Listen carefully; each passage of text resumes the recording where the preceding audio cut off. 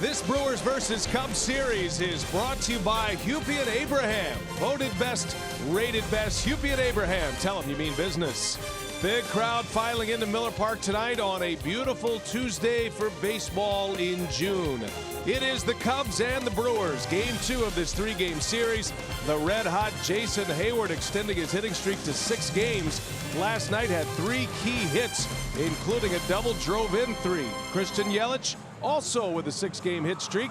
He's back in the lineup tonight. The Brewers and the Cubs leapfrog yesterday. The Cubs now in first place by a half a game. Hi, everybody. We welcome you from Miller Park. Great to have you with us on this Tuesday night. Brian Anderson along with Bill Schroeder. We'll hear from Sophia Minard in just a moment. Well, the Brewers did put Matt Albers on the disabled list today, so they're a man down in their bullpen. And while their pitching staff has been struggling to get back fully healthy, I think, Rock, the offense today with Eric Thames back in the lineup is back whole once again. Yeah, the Brewers have been able to cover injuries pretty well this year, but now with Thames coming off the disabled list yesterday, the Brewers finally have their position players all healthy that were on the opening day roster. So Eric Thames coming back, a guy that has big time power. He missed 41 games. The Brewers did a pretty good job in his absence. They were 24-17 in those 41 games, but with a lot of games coming up, they're getting stacked up for the Brewers. Good to have the big fella back in there, a team that relies heavily on the home run. Good to have their big bopper back in the lineup. Well, Thames has been out nearly 7 weeks with a thumb injury. He'll hit leadoff tonight. And as far as at-bats per home runs, how about Eric Thames? He's in some pretty big company with Stanton and Bryce Harper, Cody Bellinger of the Dodgers. And there is Thames, 14 at-bats per home run. So he gives him a lot of pop at the top of that order. And for more on Eric Thames, let's check in with the third member of our team, our Emmy award-winning reporter, Sophia Minard. What do you have, Sophia? Thanks, BA. And yeah, you're right. That pop at the top of the lineup is something that Craig Counsell is hoping will pay off here. He said Thames has always shown that ability to get on base, and that threat of the power right at the top of the lineup is a good recipe against Tyler Chatwood here tonight. So for Thames, as you said, it's his first time in the starting lineup back to his injury on April 24th. He spent 4 games in AAA with the Colorado Springs Sky Sox, and it was productive for him. He made 2 starts at first base, 2 in left field, had 6 hits there, including a big 3-run home run. So he spoke with us about how that left thumb is feeling coming off of that rehab assignment. I feel really good at the plate. Legs feel fresh, which is like the most important thing at this time of the year. And the thing is, like, I was worried about was my thumb. The thumb didn't hurt. It just felt like, I had surgery. Like, the muscle doesn't hurt, the tendon doesn't hurt. It just like felt like the nerves firing a little bit. But after Saturday, it went away. It's like my body started to acclimate to like feeling the contact of hitting a baseball. So it feels good. I'm ready to go. That left thumb feeling good for Eric Thames, back and leading off in the Brewers lineup here tonight, hoping to give Chase Anderson some run support against Tyler Chatwood here tonight. We'll take a look at the pitching matchup in Game 2 coming up next.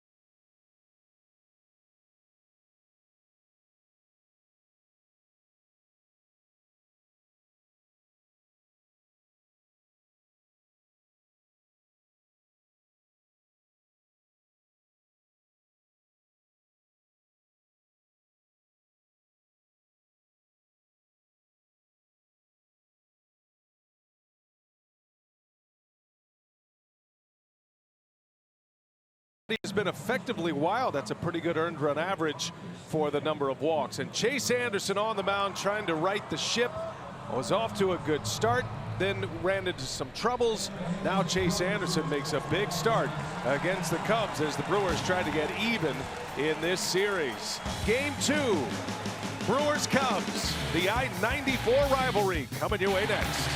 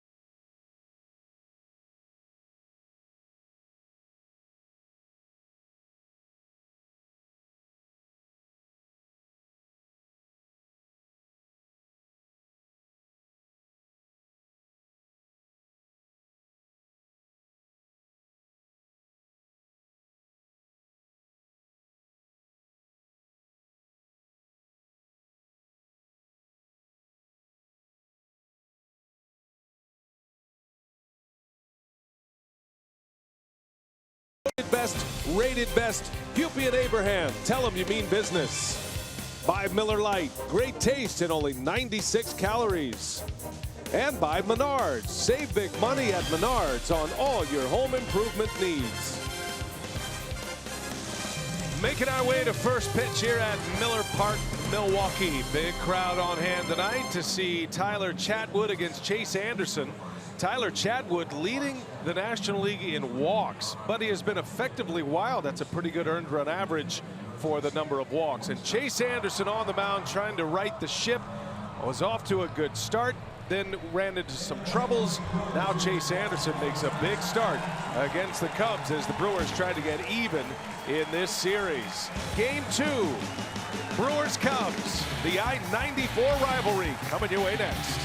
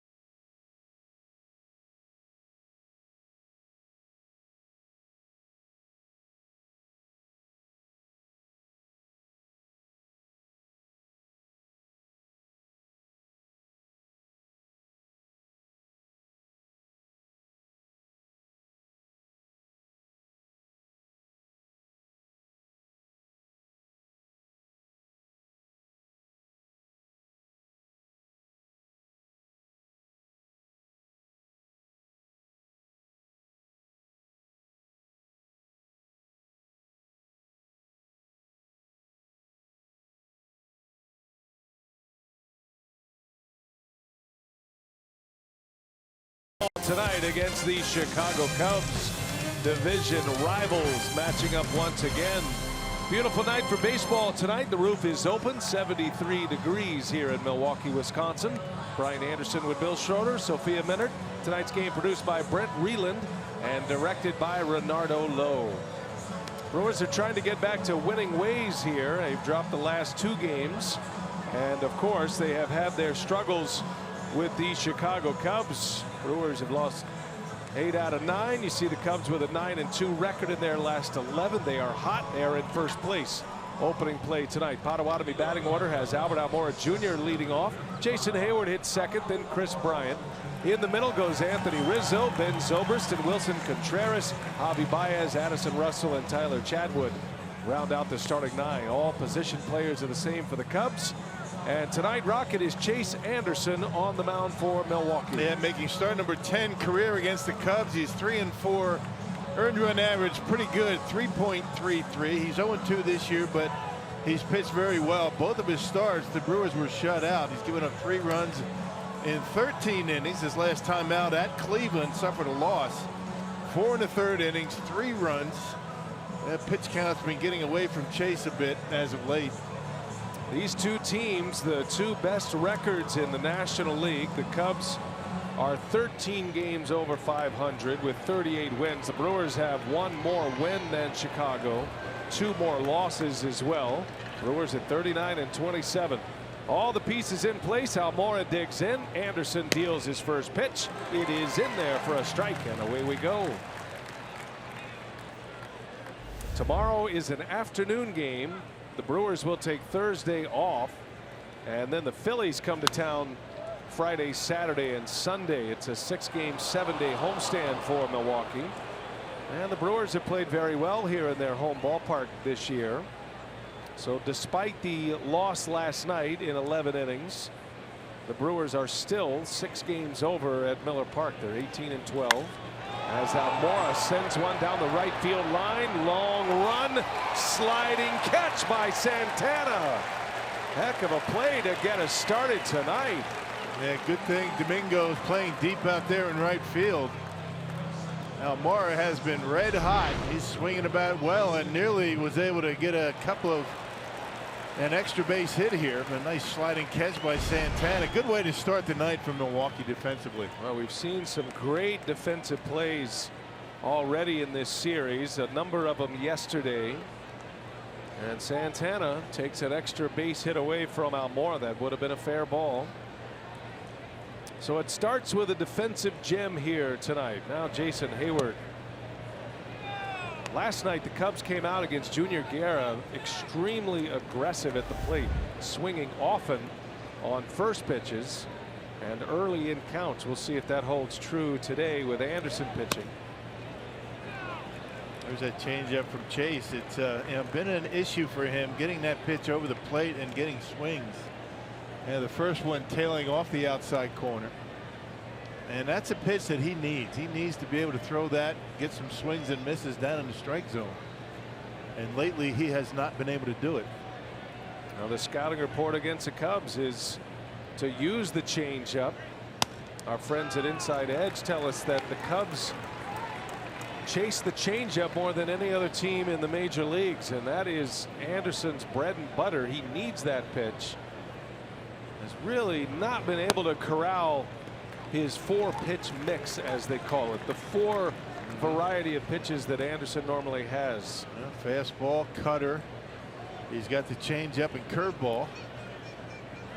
3-1 to Hayward. Now 3-2 on the big slugger. And as with most pitchers, it all starts with fastball command and putting the fastball in the outside corner. He's been effective inside, particularly early in the season.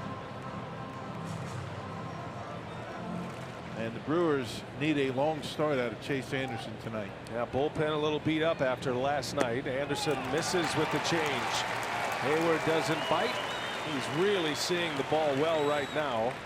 And he draws the 1-out walk with Bryant coming up. Man, we saw some really good defense, particularly in the outfield last night. Braun made a couple of really nice plays. It's Yelich in the outfield. You got Kane, Santana, Shaw, Arcia, VR, and Thames. Eric Thames back at first base. He missed 41 games on the disabled list. And Manny Pena behind home plate. Got a new look. He's got a Pete Vukovich kind of look, does Eric Thames. Vukovich is in the ballpark tonight, by the way. He is on a scouting mission here at Miller Park. Here's Chris Bryant with 1 away.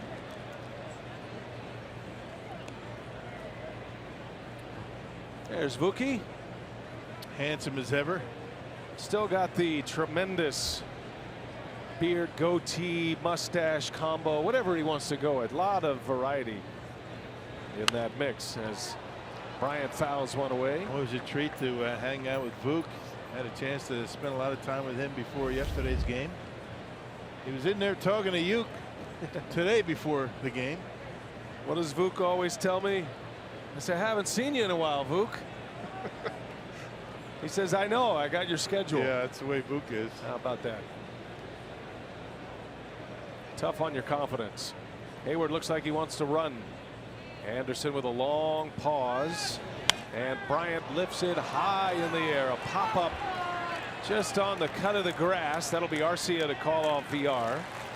And there is out number 2. And curveball that time, getting Bryant to pop it up. Good pitch. That's a pitch that has been tough for him to command lately. Off-speed stuff has been a bit of a challenge for him. This is why his pitch count has been up so high lately. Anderson with 2 gone will face Anthony Rizzo now. Rizzo hit the deciding home run last night. Leadoff home run in the 11th inning off Matt Albers. Cubs would go on to score 4 more in that 11th inning. And a very good ball game that had a very disappointing end last night. 7-2 was the final score. 5-run top of the 11th for the Cubs. But up until that point, it was back and forth and felt a lot like most of the games the Brewers and Cubs have played this year.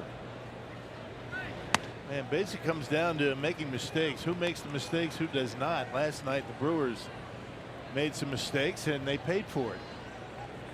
Bunch of walks, 6 walks yesterday. 2 of them came around to score for Chicago. Well, the Brewers have now lost 7 straight games to the Cubs. 1-8 on the year this season. Their lone win was right here at Miller Park in April. That was an Orlando Arcia walk-off. So even the Brewers win came in a close game, and really all but one of the games have been tight. Really just one lopsided victory for Joe Maddon's Cubs. So the Brewers, I think from a player perspective, feeling confident that they are in these games, but there is a step they need to take against division rivals and the team that's been the class of the division here the last few years.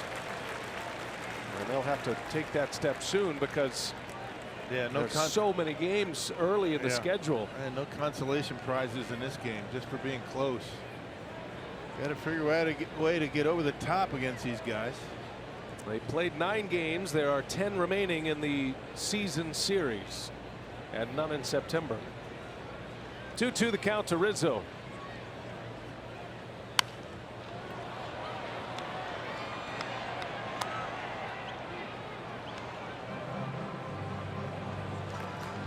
Rizzo with home run number 11 last night in the 11th inning. His 4th career home run in extra innings. Hadn't had one in extra innings in 4 years. And he came up with his 3rd game-winning homer. Hayward takes off and Rizzo fouls it away. Yeah, good to see Anderson using that curveball first inning. As long as he has one of them working, the changeup he hasn't been able to command very well, but the curveball has been a good pitch. Curveball there. He got Bryant on a curveball. Chase now 30 years of age. He's a Texas native from the Dallas area. Opening day starter this year for the Brewers. That still at this point has been his best start of the year. He went 6 innings, only 1 hit in that game against San Diego. This time he puts a fastball right by Rizzo. 96-mile-an-hour heat from Anderson in the 1st inning. A scoreless start for Chase. Now the Brewers coming up.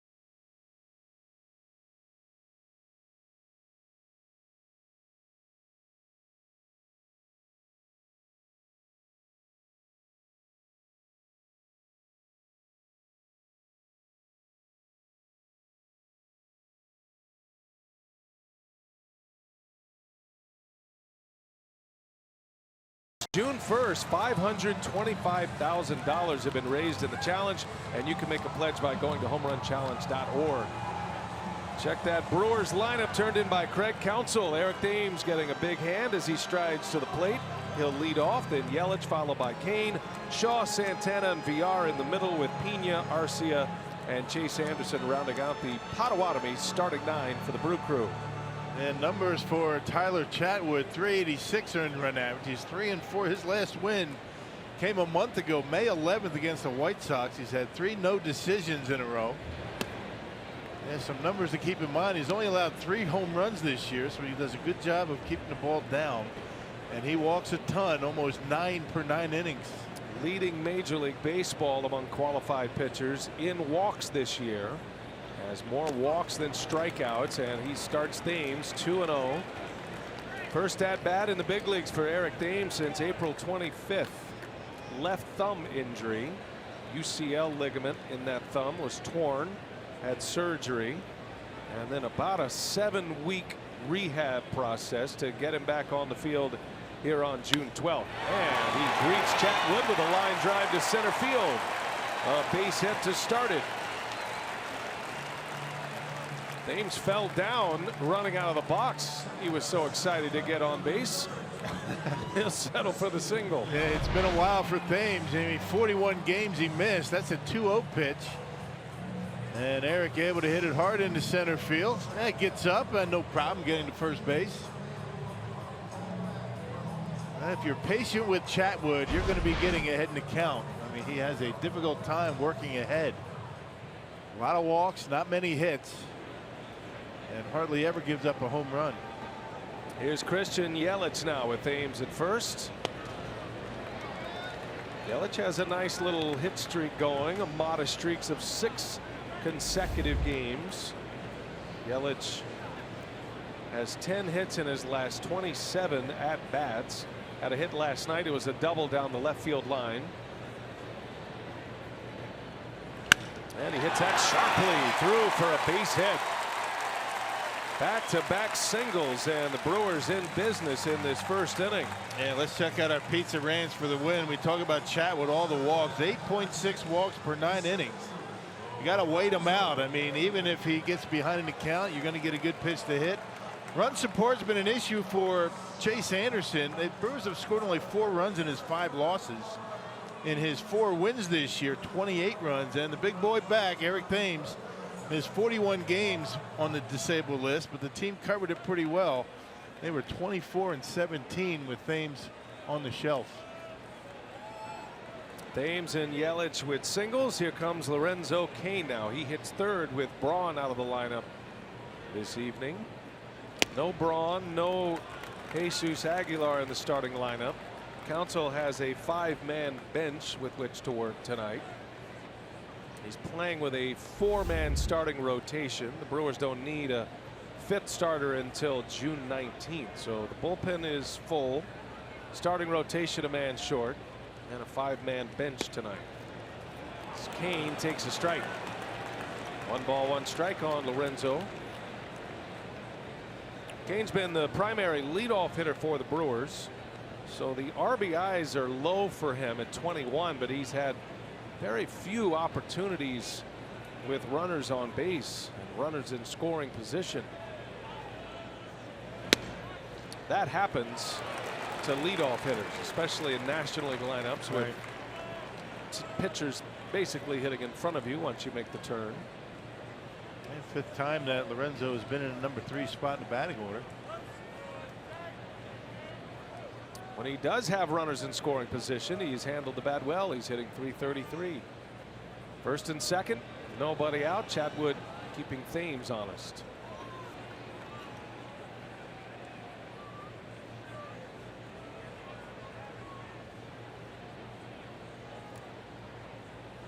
Brewers trying to strike first, put the pressure on the Cubs here tonight.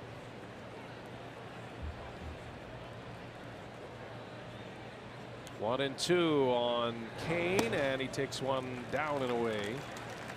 Let's see a lot of 2-seam fastballs, cutters. And Chatwood has a curveball and a changeup, so basically 4 pitches. and has shaky command of all of them.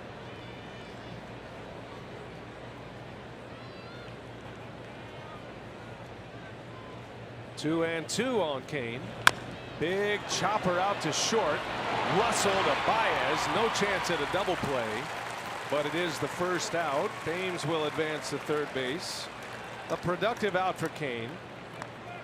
And it's first and third now with Shaw coming up. Yeah, the benefits of putting the ball in play with 2 strikes.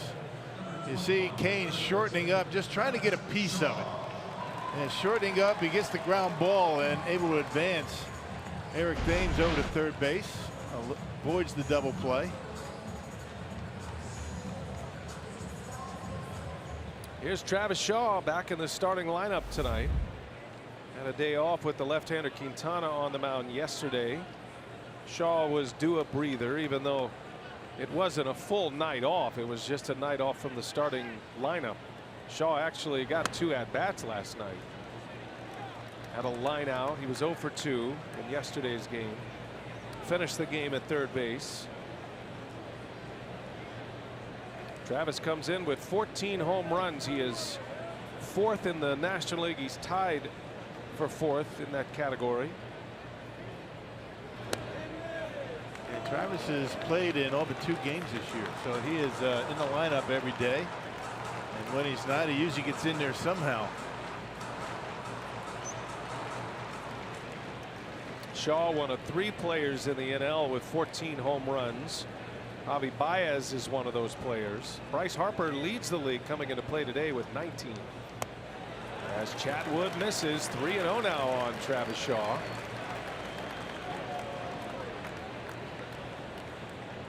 Hard to figure the command of Tyler Chatwood. It has been dreadful. Yeah. But an ERA sub-4 gives a very few extra base hits. He gets a lot of ground ball double plays. As Shaw swings, 3-0. It's a fair ball. Down into the corner it goes. Thames is in. Here comes Kane. The throw to the plate. Kane is in. On his way to third is Shaw. And the Brewers strike first tonight. 2-0 Milwaukee as Shaw drives in a pair. Boy, how big is that to work on top tonight? First inning, 2 runs. Boy, Brewers needed that. An early lead. Travis Shaw with the green light, 3-0. Yeah, why not? Pitch down and in. He loves it down there and able to tuck it inside that first baseline. Just out of the reach of Anthony Rizzo, and Lorenzo Cain really humping around those bases, able to score without a throw. Shaw gets into third. 2 RBI double for Shaw. Infield is in for the Cubs with Santana at the plate taking strike 1. 3 hits in the inning off Chatwood. Santana trying to keep it going here in the first. Interesting that Madden would have the infield in right now. It's early in this game. Only 1 out in the first inning. It gives you an idea of his respect level for Chase Anderson. Yeah, that and the fact that Domingo Santana has hit an awful lot of ground balls so far this year. The Brewers as a team hit more ground balls than any other in the majors. As Santana, a big swing and a miss. He was trying to elevate that one.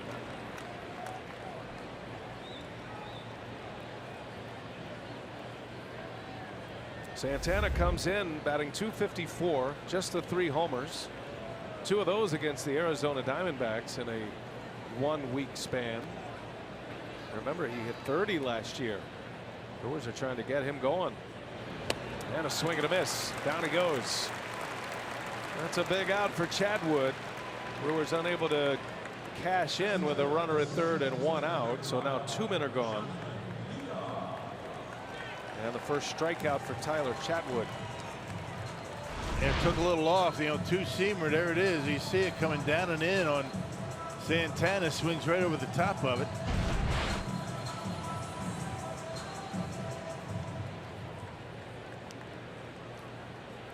Jonathan VR with 2 away.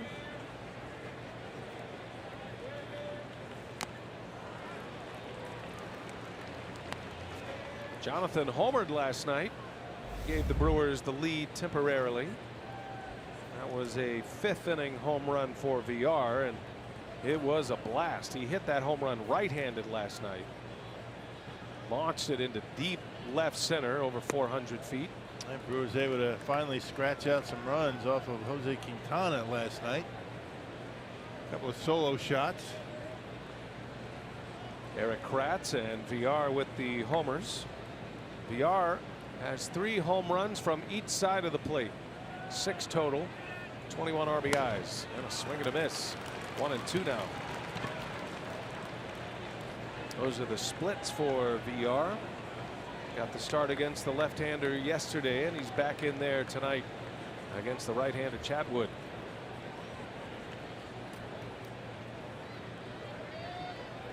Two on the board on a Travis Shaw double. He's now at third.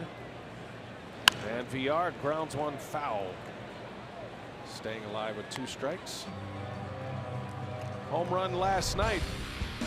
All good vibes at this point. 1-1 game, and VR destroyed one into deep left center. Powerball home run number 6. He's starting to swing the bat much better from the right side.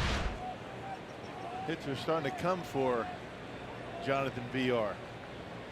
A natural right-handed hitter and thrower. But his power, at least in his time with the Brewers, has been as a left-handed hitter primarily. He's getting a lot more at-bats over his career. Everyone does. More right-handers than left-handers. So you get about 3 times more at-bats if you're in the lineup every day, typically. 2-2 the count on VR. And down he goes. Chatwood took something off. Back-to-back strikeouts to end the inning, but the Brewers get a pair on the board in the first. Travis Shaw with a green light 3-0 delivers a pair. 2 RBI double, and it's 2-0 Brew Crew after 1 at Miller Park.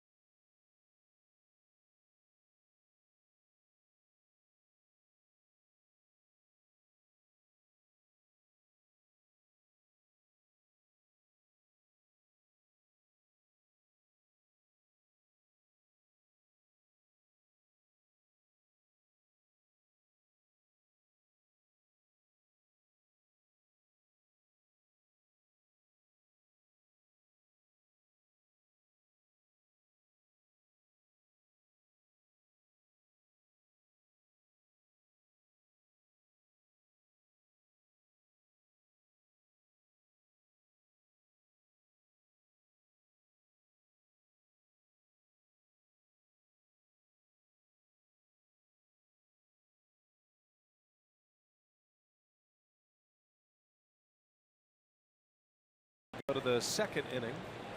Chase Anderson back to work. He'll face Ben Zobrist, Wilson Contreras, and Javier Baez. Zobrist not in the starting lineup last night, but certainly had an impact in the game last night. Came in late game and was a part of the biggest play of the night last night when he tagged on a routine fly ball to center, made it to second. Throw was dropped by VR, and that opened the door for the Cubs to tie it up in the 8th. And he reached, a leadoff walk in that inning.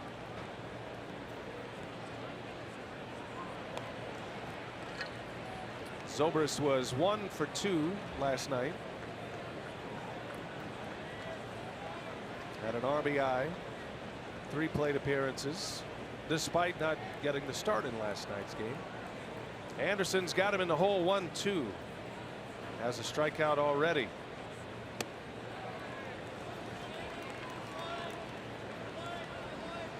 Cubs arrive here to Milwaukee yesterday, having won a series from the Pirates. Brewers had won a series on the road in Philadelphia prior to last night's game.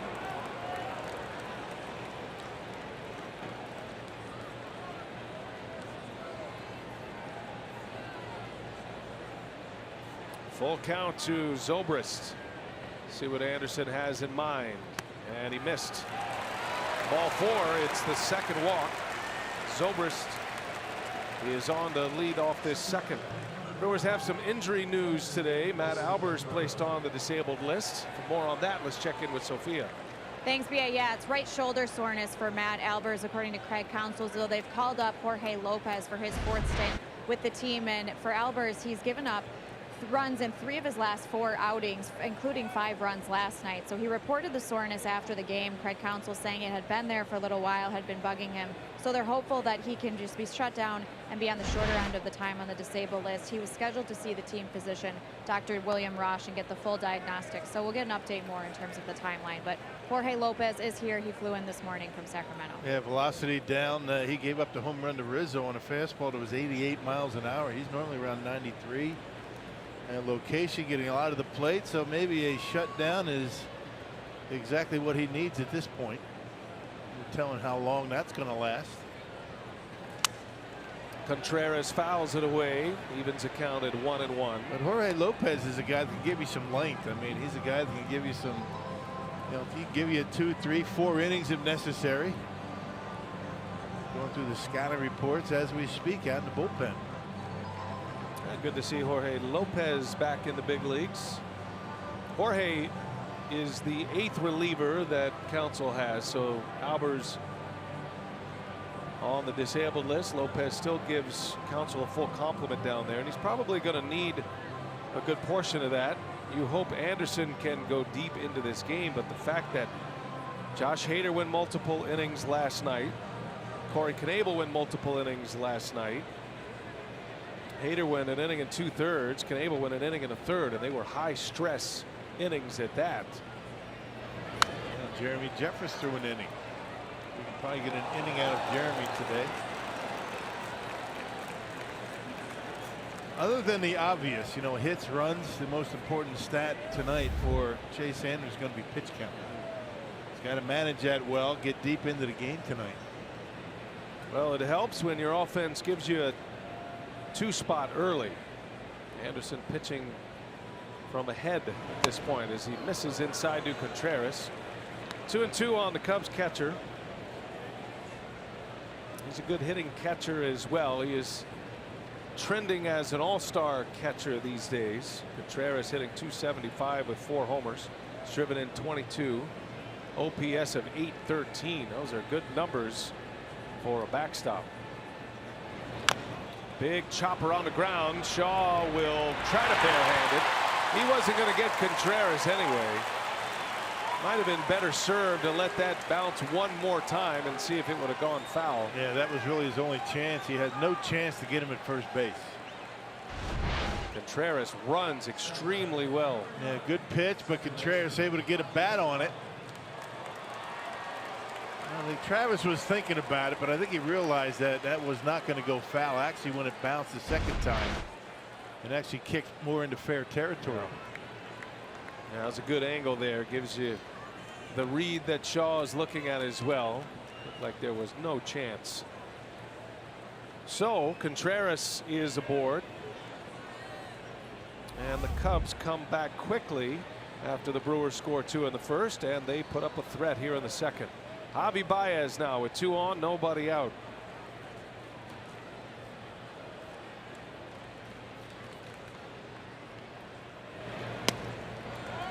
Baez had been 0 for 18 until last night. He had 2 hits last night. Scored a couple of runs. I thought his base running last night was a real key in the game. He had a couple of stolen bases. One of them led to a run scoring. He scored the tying run to tie the game at 1-1 in the 5th inning. He is an instigator when he gets on. Yeah, he's fast. He has good instincts, and Joe Madden, raves about his ability, to make things happen on the bases. Sometimes, he takes some big chances, but more times than not, it works out. He's hitting under 200 with runners in scoring position, but he has piled up a ton of RBIs this year. 46 ribbies, good enough for 4th in the National League. He's tied with his teammate Rizzo for 4th in the NL in RBIs.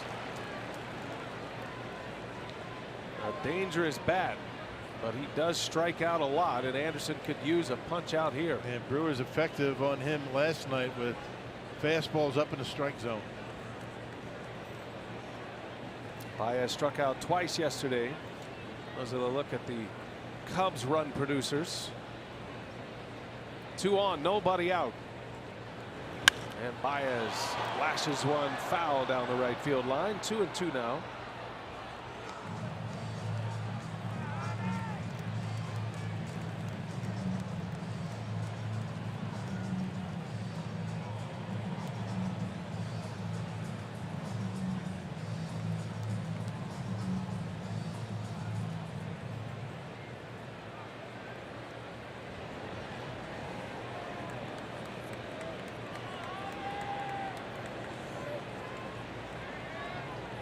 Two the count on Javier Baez. Anderson delivers, and it is inside. Full count now. They have a good eye to play these Cubs to a man. Even free swingers like Baez. Maybe fooled with the location, just a bit off the inside corner. Pena stuck the landing, made it look good, but clearly inside. Mike Easterbrook is the home plate umpire tonight. He saw it all the way. Got to make a big pitch here early for Anderson. Full count, 2 on. And Baez, a swing and a miss. Boy, he turned on the fan. And Chase Anderson blew one right by him at 95 miles an hour. He's one of those hitters when things are going well and he's got his timing down. I mean, he can be dangerous, but he just goes up there, flails away, and he's in the middle of one of those stretches right now. That big uppercut, that big swing, swings right through it. So now a way out of the inning here for Anderson, but a key batter to retire, and Addison Russell, who hits 8th in this lineup. You got the pitcher Chatwood due next. Chatwood's a pretty good hitting pitcher, by the way. Anderson starts Russell with strike 1. Russell missed some time with a finger injury, middle finger. Still has it heavily taped to the index finger on his left hand. As he sends one into left field, a high fly ball down the line. Yelich is over, and Yelich runs out of room. 0-2 the count. It looked to me last night that Russell was not comfortable at the plate. A couple of times the bat came out of his hands on a swing. Yeah. 0 for 4, got hit by a pitch. Now the time he was hit by a pitch came on a 2-strike pitch. Brewers threw him a lot of fastballs last night. 0-2 the count on Russell. 2 on. And a big sweeping curve from Anderson. 1-2 now. Yeah, but if you have a bad finger, I mean, the finger on the left hand, the bottom hand on the bat, you can get through a lot easier than you can with that top hand. That's the finger on the top hand being sore.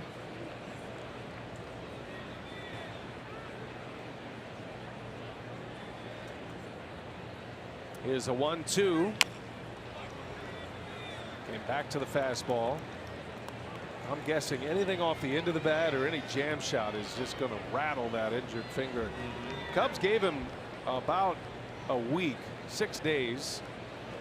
Didn't put him on the disabled list. It's on his glove hand too, so it doesn't affect his throwing. And as we saw last night, more than capable at the shortstop position to continue to make the plays.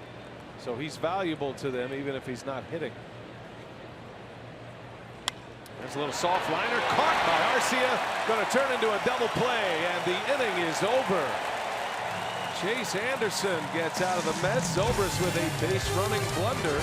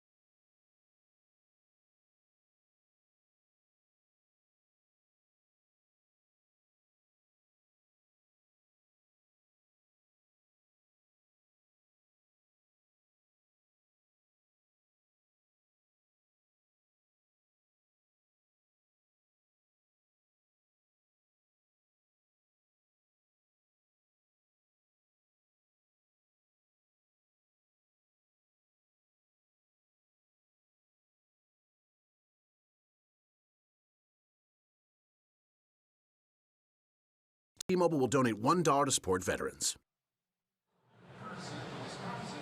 Hey, the Brewers host the Philadelphia Phillies for a 3-game weekend series this Friday through Sunday. Check out the complete schedule, which includes the season's first 5-county Friday, a Pack at the Park theme night, and a replica bullpen card giveaway. Go to Brewers.com. We have one of those bullpen cars up here. Yeah. Sweet. I'm a fan. Yeah. I like the fact that the wheels roll as well. You know, the headlights are shaped like a baseball glove. Nice. A real bowling glove. Brewers decked out in their swag here tonight. A lot of the jerseys from years gone by in Brewers history represented. That's the old Zubas jersey right there. Saw the powder blue. Saw jerseys from the late 90s. Good crowd on hand. Lively crowd tonight. Had a nice buzz down on the field before the game. I think everybody understands the importance of games like this. It is June, but this Cubs Brewers rivalry is at its best when both teams are relevant as they are this year. Manny Pena leading off, bouncing ball to Bryant. Short-handed third baseman makes a play for out number 1. And talking to some of the security guys around the ballpark up here in the press box, they say it was a relatively polite crowd, not a whole lot of shenanigans like they normally have here. Of course, it was a Monday. Maybe a little bit different on the weekend. Two best records in the National League, the Cubs and the Brewers. They battled last year. Cubs prevailed. Brewers had a 5.5 game lead at the All-Star break last season over the Cubs. They got hot, and the Cubs ended up winning the division. They won their first round matchup against Washington, lost to the Dodgers in the NLCS last year. Cubs have been to the league championship series in 3 consecutive seasons. Brewers are trying to stake their claim now to this division and getting to the point where they can contend for a division title a lot faster than they thought. Right. And that goes through Chicago. That's why these games are so important, even in June. Orlando Arcia with 1 away, 8th place hitter for the Brewers again tonight.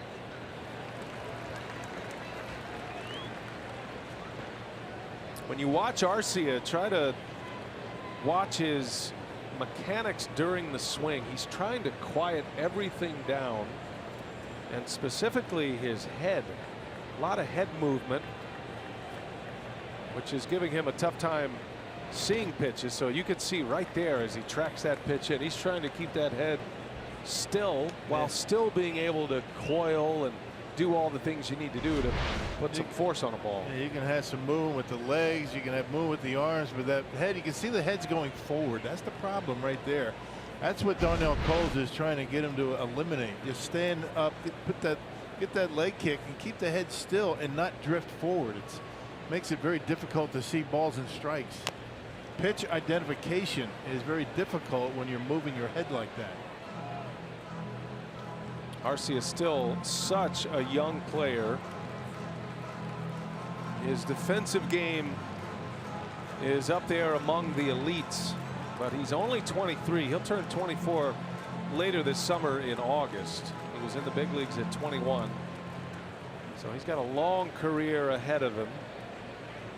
And there's just a mechanical flaw right now that the Brewers are trying to get out of his habits, his muscle memory. Stay back on that back leg. Don't drift. Darnell Cole said he liked the analogy of, swinging in a phone booth. Only problem is Orlando Arcia is only 23, doesn't even know what a phone booth is. Yeah, that's right. There's a swing and a miss, and down it goes. Third strikeout for Chatwood, and he's got the first 2 out here in the second inning. Yeah, cutter that stayed middle in, and Orlando swings right over the top of it. You can see him off balance. That's what we're talking about. A lot of movement. You see him drifting toward the pitcher, and when your head's going toward the baseball, the ball's coming at you. It makes it what is already a very difficult thing to do. Hit a baseball makes it even more difficult. So the pitcher Chase Anderson now with 2 away. Anderson has just 1 hit this year.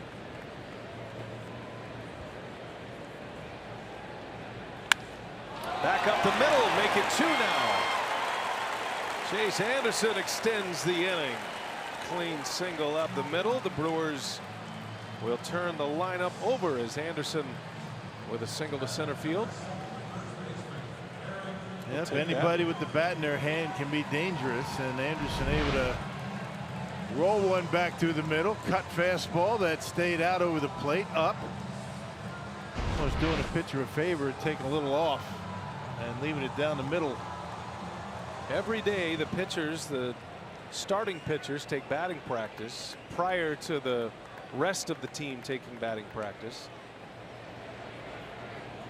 Eric Thames with a man on now, and every day Marcus Hanel throws that batting practice. He's the bullpen catcher, and his natural delivery is a slider or a cutter. Yeah, he's tough on those pitchers, so they're used to those cut fastballs. There's Kuz. and most of the time they're down there working on their bunts, but they get them, let them swing away.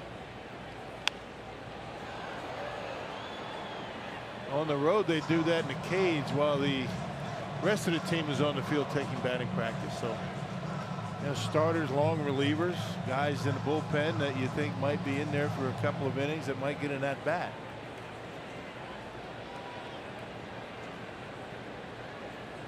Well, Chase gives Thames a shot here. Eric with a single his first time up in his first game back since late April. Thames a little late, fouls it off. 1-2 the count now. Eric went down to AAA as part of his rehab. He swung the bat well. He said that thumb injury didn't hurt, it just didn't feel right. The nerves weren't firing until last weekend. And then he said he had a little bit of a breakthrough, and then he knew he was good to go once that happened. 41 games missed for Eric Thames. On the ground, the shift is on, and that will retire the side. Anderson with a base hit, but the Brewers come up empty in the second. 2-0 Brew Crew. We head to the third.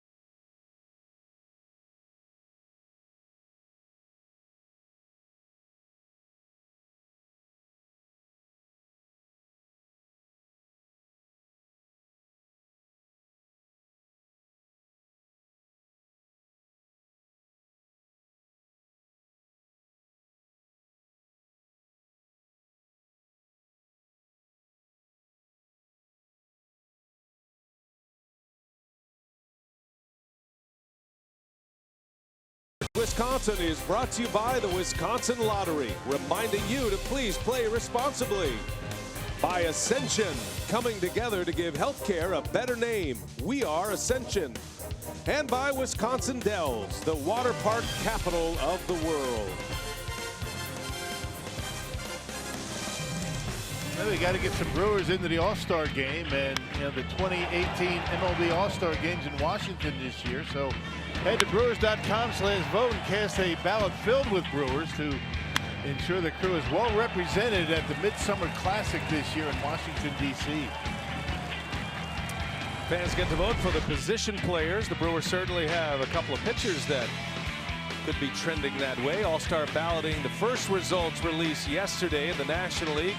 Matt Kemp having a terrific season, comeback season with the Dodgers. Bryce Harper and Nick Markakis. Harper the top vote getter among the outfielders. Nolan Arenado over at third base. Freddie Freeman the top vote getter as the Braves have Ozzie Albies in there as well. 3 Atlanta Braves so far. They're off to a terrific start. A lot of young talent, a lot like the Brewers. It's early yet, but you got to get out and vote. There's some worthy candidates on this Brewers roster. Tyler Chatwood leads off for the Cubs. The Cubs pitcher carries a .200 batting average. Coming into play here today, has 3 hits, has driven in a couple of runs. And Chase Anderson falls behind him 2-1. Chatwood's a good athlete. He runs well, handles the bat well at the plate. Big chopper ranging over VR. He's got a strong arm, and he takes care of Chatwood for out number 1. And Chatwood was getting down that line pretty good.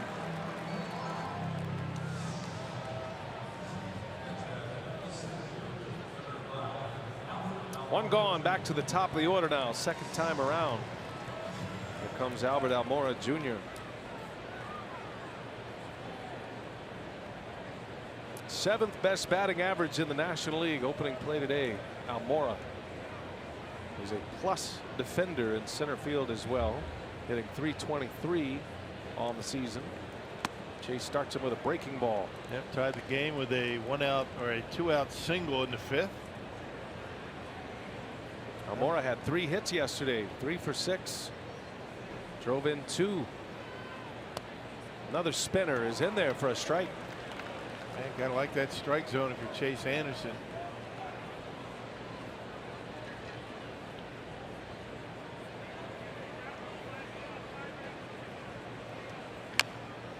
Did it ever make you nervous when a pitcher was out there squinting? Not really. As Chase does, you kind of worry about his vision. Does he see me up here? Yeah, it's those guys that throw like 98 when they start to squint. That's when you kind of worry.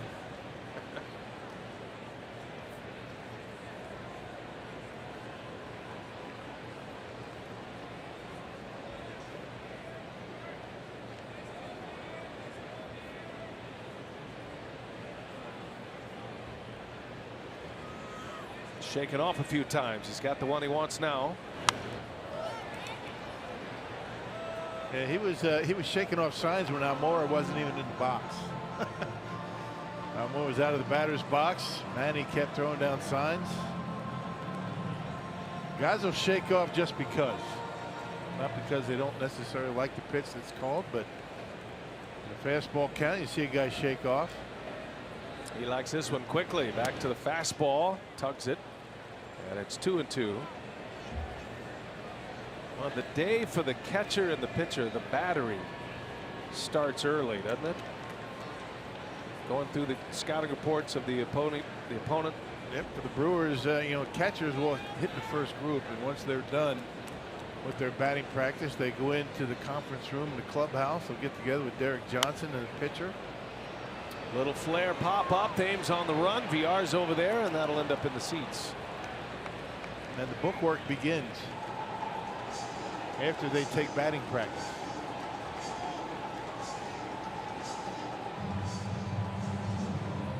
Now the Brewers pitching coach Derek Johnson, not enough hours in a 24-hour day for him. He is here early. He leaves late. And he's got a lot of the numbers sifted through, a lot of the analytics that come down that he is ready to present to his pitcher and his catcher by the time that meeting rolls around. Which is about 10% of what he sees. That's right. He's got to determine what is important, what can be retained. He's done a great job. Derek Johnson is emerging as one of the best pitching coaches in the big leagues. He spent some time with the Cubs. There's a bouncing ball over to third base. Nice easy hop for Shaw. Almora is retired. And another curveball for an out. That was a hanger, but Almora jammed himself. Derek Johnson was the pitching coordinator of the Cubs following his days as the great pitching coach of Vanderbilt. He was the pitching coach for talents like David Price and Sonny Gray, among others. Highly successful collegiate pitching coach. Came into the pro game as a coordinator with the Cubs. And when Craig Counsell took over as the manager, he hired Derek Johnson to replace Rick Kranitz. And everybody, wondering who is this guy. But very quickly, I think everybody realized what they had. The Brewers, this guy knows what he's doing. It's kind of the double whammy if you're a manager, because he's a pitching coach that is not only an excellent mechanics pitching coach, but also a game plan pitching coach. Those are two distinctly different skill sets, and he has them both. But Derek would be the first to tell you his first 6 weeks in the big leagues trying to learn hitters around the league was a challenge. He has settled in nicely now in year 3. Even when he first came on board 3 years ago, I mean, he started to convince guys to start pitching up in the strike zone. Something that you didn't see a whole lot of until maybe a little bit toward last year. 2-1 to Hayward. Fouls it back. Chase Anderson would be subject number 1 for Derek Johnson, using the high fastball. When Anderson was with the Diamondbacks, he was a sinker slider pitcher. Everything was down. And Johnson got him to use not only the high fastball, but in concert with that big curveball. It's changed his career path. Yep. Proving that you don't have to throw 97 miles an hour to work up in the strike zone. All the Brewer pitchers do it.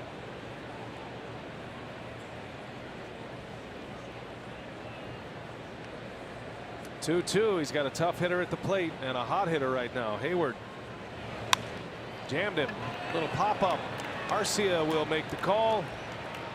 And he's got it to end the inning. Chase Anderson with his best inning of the night. 3 up and 3 down. The Cubs go in order in the third.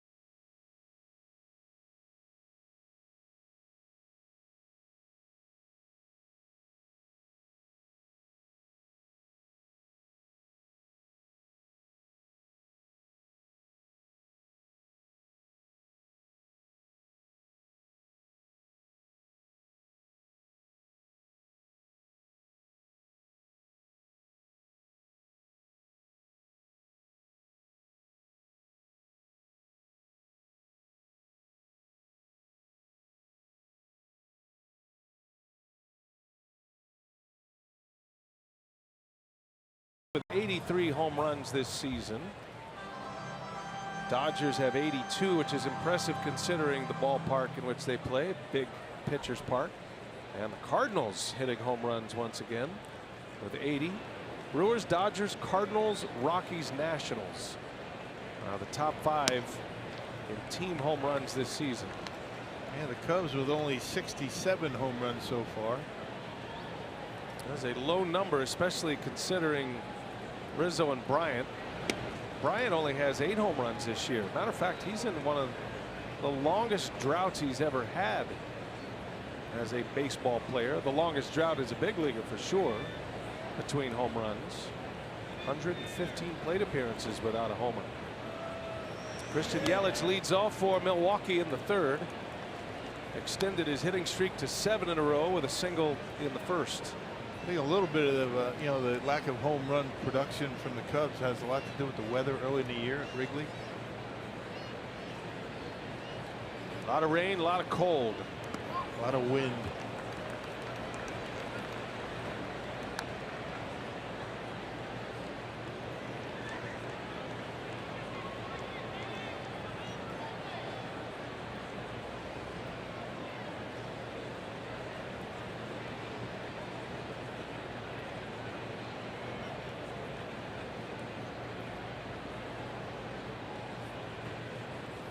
Three and one to Yelich, misses down and in, and the major league leader in walks, Chadwood, issues his first of the game.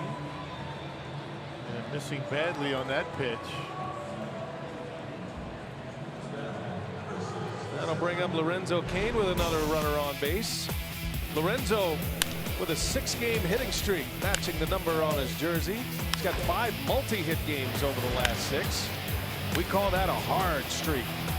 Yeah, a lot of that has come with 2 strikes. I mean, shortening up, putting the bat on the baseball, and has been a good influence on this offense. Cain with 11 hits in the 6 games. He's 0 for 1 tonight. Reached on a fielder's choice and scored the 2nd run in the 1st inning. He scored from first base on Shaw's double.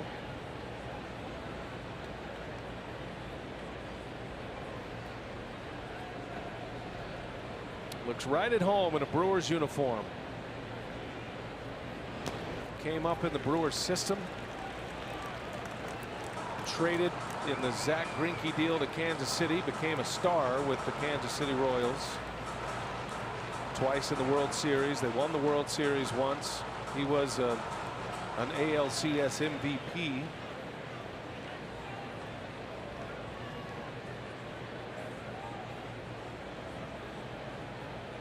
Two balls, no strikes on Cain. Got a runner at first. They'll check on him. Yelich. Normally Cain hits in front of Yelich. With Braun out of the lineup tonight, council reverses that order. If there ever was a good hit and run situation, this would be it. I mean, Yelich with good speed, Cain great back control.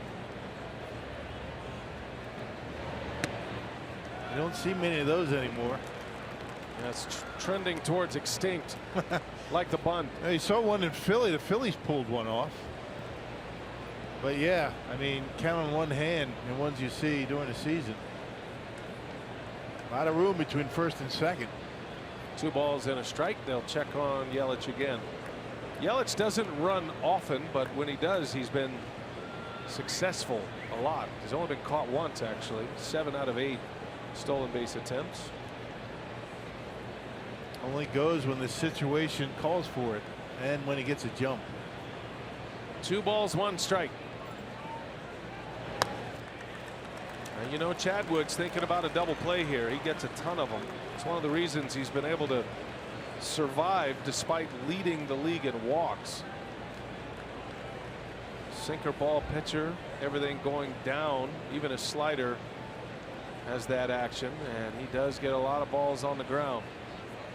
Cain trying to lift one, get Yelich on the move. And a big swing by Lorenzo.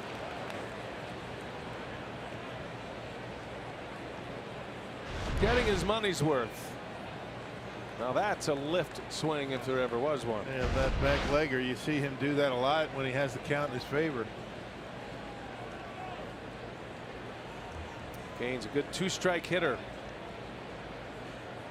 Chatwood deals, Yelich takes off, and Kane bounces one foul. And Yelich taking off in case of a ground ball, maybe able to stay out of the double play.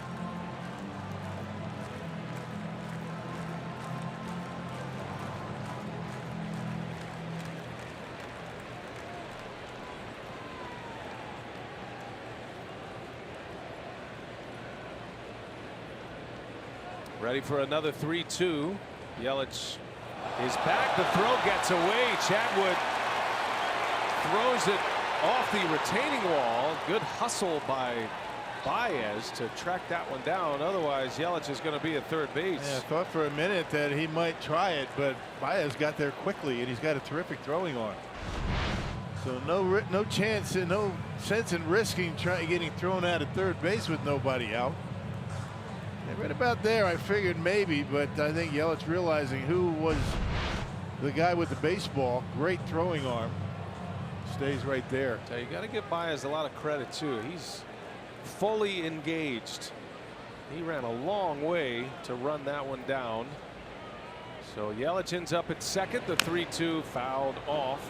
His foot drops him in a heap. Kane crashed into the wall last night in the 11th inning. Athletic trainer Dan Wright had the long run out to the outfield last night, and he's keeping an eye on Kane right now. And right off the shin. The shin burger. Yeah. Ouch. That guard not going to help there.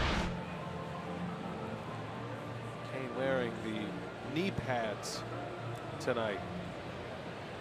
He hit that wall hard in last night's game. Never been afraid of the wall. That's what makes him such a good outfielder. Kane back up the middle, backhanded Baez, and now Yelich is going to be caught in a rundown. Kane on his way to second. Yelich trying to stay in it as long as he can.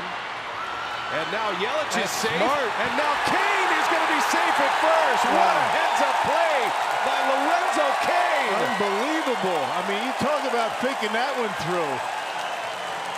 He never touched second base. He allowed Yelich to get back to second. Nobody was at first. And he just scooted back to first base. I mean, that's brilliant. I mean, how many guys are going to think that way? I mean, that is just smart baseball by Lorenzo Kane. My goodness. I have never seen that. That gave me goosebumps. Man, me too. And look at it. Hey, check it out. Impressive. He's saying, go ahead. He sees nobody at first base. Go. And he's able to sneak back to first base. Wow. That is so good. That is. On so many levels to have the situational awareness of Lorenzo Kane. So you know what the Cubs were doing? They were running Yelich back to second, thinking there were going to be two guys at second. Right. They run him back there. Kane realizing nobody at first, and there he is at first base. And unbelievable. Remember, the player that occupies the base is the one who is safe. So Kane, knowing the whole time, even if he's tagged out, it's no loss at all. And right there, you see no throw. Oh, man. They just run him back. That was Chatwood, the pitcher. And he just goes back to first. Well done. That is going to be a highlight you will see for a long, long time. Every college and high school coach in the country should clip that one off. Now, and Anthony Rizzo wasn't there because he was covering home plate. You know, Contreras kind of snuck down the line because it was a mad dash. I mean, all the infielders were getting involved in that rundown. Contreras went to third. Rizzo then came in and covered home plate. Nobody at first. Now Shaw can do some damage here. Chatwood misses off the plate. He was looking for that call, asking home plate umpire Mike Easterbrook where it was.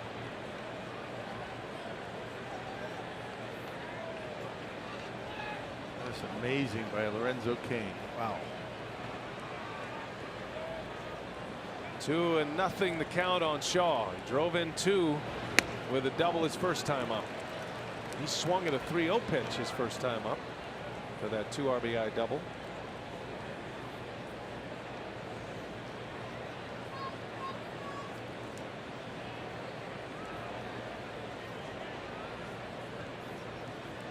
Yelich and Kane. A walk and a fielder's choice. 2 on, nobody out. Shaw takes one down and in, and now he's got the count in his wheelhouse at 3-1.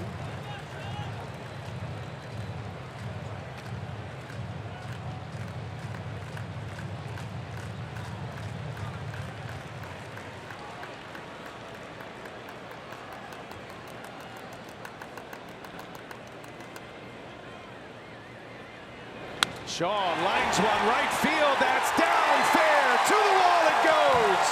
Yelich is in. Here comes Lorenzo Cain. And he will score.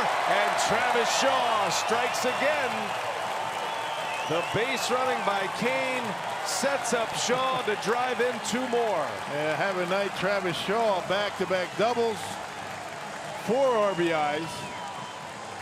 Well, he had the right guy at first base both times. Lorenzo Cain able to score on a ball down in the corner. He did it in the first. And now in the third, the Brewers with a 4-0 lead. Cain got a good jump off the bag. Even Hayward with the really good throwing arm not able to get it in time. And Cain scores the 4th run of the game. Back-to-back 2 RBI doubles for Travis Shaw. Responsible for all 4 runs. Still nobody out. Shaw at second base with Santana at the plate.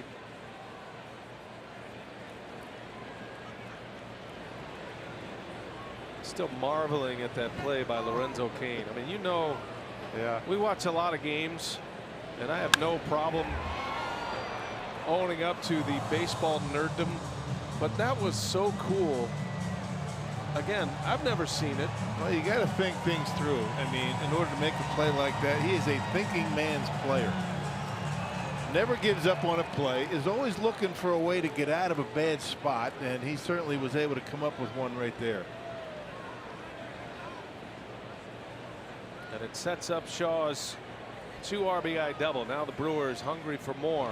Santana back up the middle. That'll get the runner to third as Russell takes care of Santana. But Shaw ends up at third base. Only 1 out in the 3rd inning. And to say nothing about the 2-strike approach for Cain there. I mean, he had a couple of 2-strike swings. Got ahead in the count 3-1. He fouled one off, and then just trying to put the ball in play, he shot it back up the middle. And just a good approach. Well, if you're on the Cubs side of things, too many throws in the rundown that allowed the Brewers to get into that situation. And then the fact they allowed their pitcher to get involved in it at the end. Topper right back to the mound. VR on 1 pitch is retired, and again the Brewers unable to deliver a run with 1 out, a runner at third and 1 out. Now it'll be up to Manny Pena with 2 away.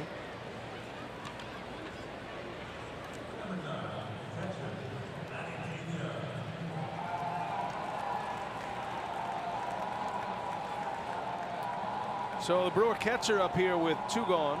Shaw the runner at third.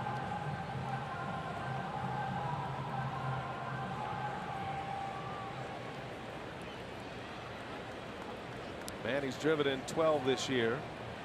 Outstanding defensive catcher. Earned the everyday role for the Brewers with his play last season. Starting to swing the bat a little bit better. Starting to drive the ball to center field and into right center.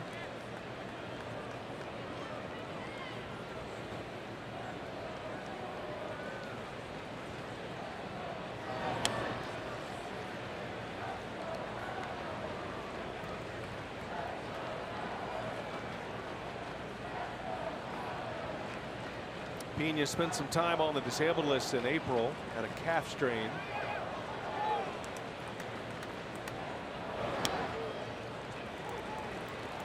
It was his job this spring. Much different story than last year. Brewers didn't know who was going to emerge as their everyday catcher last season. With Jonathan Lucroy and Martin Maldonado both traded away. There's a little chopper over to third base. Bryant's got time, and he takes care of Pena to end the inning. But the Brewers score twice. Some base running brilliance by Lorenzo Cain. keeps the inning alive in a big way for Travis Shaw, who delivers again. Two RBI doubles for Travis Shaw, and the Brewers lead 4-0.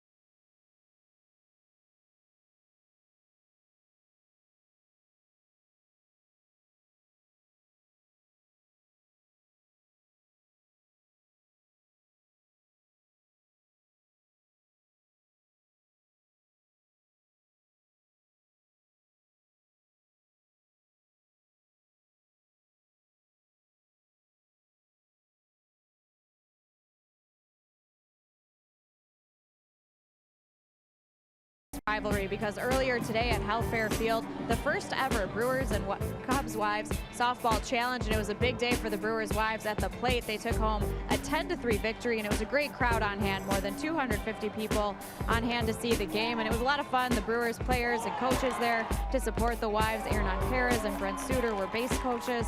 Michelle Council was the manager, and it was just a lot of fun to see the Wives out there and pick up the win. All of that going to benefit both the RBI programs in Milwaukee and Chicago. $10,000 being donated. So well done by the Brewers Wives. Yeah, good job for them. And the Brewers and Cubs Wives putting themselves out there. They know cameras are going to be out there, and it was a good job. At least the Brewers were able to pick up a win. The Brewers Wives anyway. Now maybe that'll carry over here to tonight's game. Yeah, good to see the husbands supporting the wives. The wives do that all summer long. Out there cheering them on. Chris Bryant leads the way for the Cubs here in the fourth inning. 4-0 Milwaukee. All 4 RBIs from Shaw tonight, as Bryant is a little late, fouls it away. Bryant's numbers are still strong across the board. He only has the 8 home runs, but has 18 doubles. He's one double shy of the National League lead. It's an awfully high bar he set for himself, though. A rookie of the year. I mean, to do that year after year after year, it's not that easy. And what he's been able to do early in his career. World Series champion, rookie of the year, MVP. This is year number 4. And Anderson strikes him out. Chase Anderson picks up strikeout number 3, starts the 4th inning with a K. Good velocity, has been up as high as 96 miles an hour. This one outer half on the edge at 94. And Chris Bryant a little behind it. Much better location with the fastball tonight. Chase had really struggled here at Miller Park.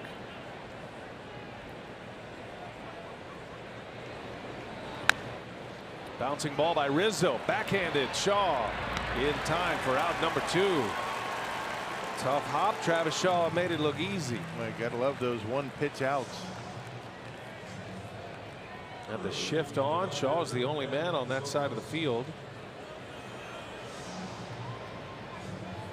2 up, 2 down for Anderson, with Ben Zobrist coming up.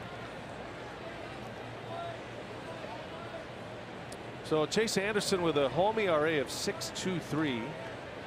The league average for home ERA among starting pitchers or for all pitchers actually, those who have enough innings to qualify, is 3.83.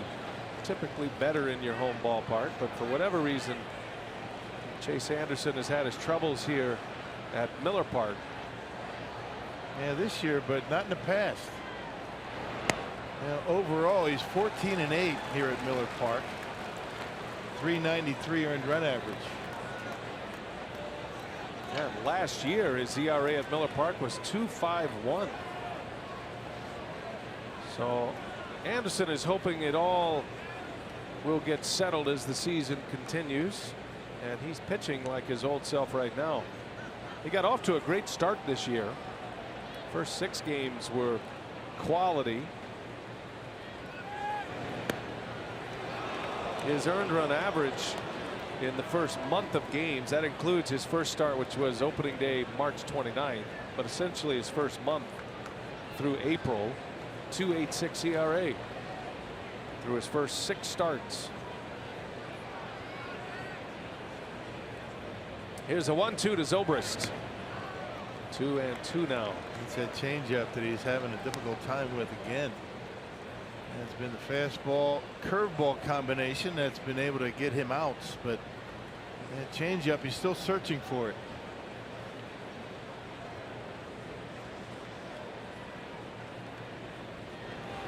Got him. A strikeout. Anderson goes with the fastball. Zobrist strikes out. Chase has 4 Ks on 11 pitch inning. 3.5 in the books. Anderson has a 0 on the board, and the Brewers lead 4-0.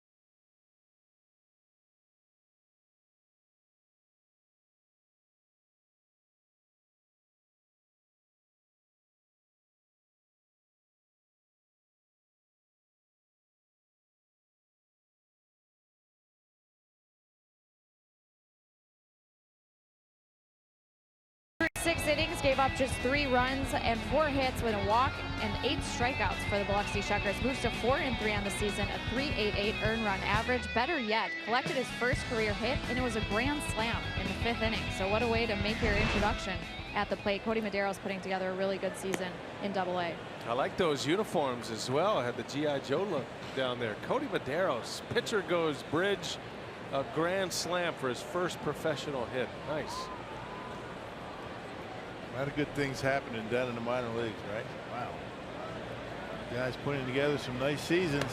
You know who's been hot in the minor leagues? The Wisconsin Timber Rattlers. They have been scorching hot here lately. Hopefully they'll keep that going. Matt Erickson, terrific manager there in A-ball in the Midwest League.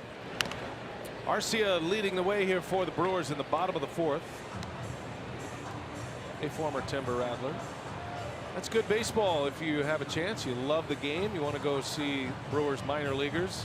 It's just about an hour and a half up the road in the Fox Valley, up in Appleton. Beautiful ballpark. They get terrific crowds. right off the end of the bat. Going to be a tough play. Baez coming in, gloves, and throws a bullet to first. And Arcia is retired. Boy, Baez has some kind of throwing arm. Yeah, got a lot of confidence out there too. I mean, he's not afraid to make mistakes. He has 9 errors on the season, but you can see him getting himself in position to make that throw even before he has the ball in his glove. So anticipation, knew he had some time and able to get the out.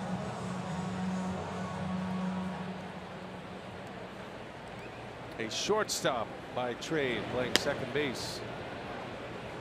Strike to Anderson. He had a base hit in the second inning. Just his second hit of the year.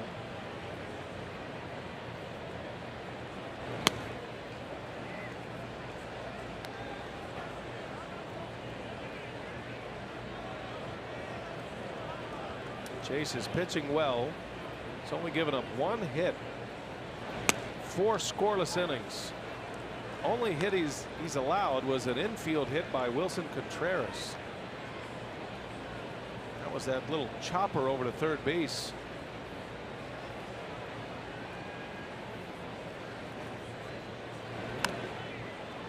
Chase has pitched well against the Cubs this year. This is his 3rd matchup. Only given up 3 earned runs against Chicago this season. And 0-2, right? Got shut out twice. That's the way it goes.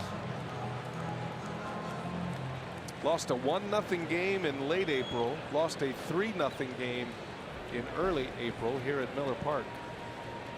Brewers have given him some runs here tonight.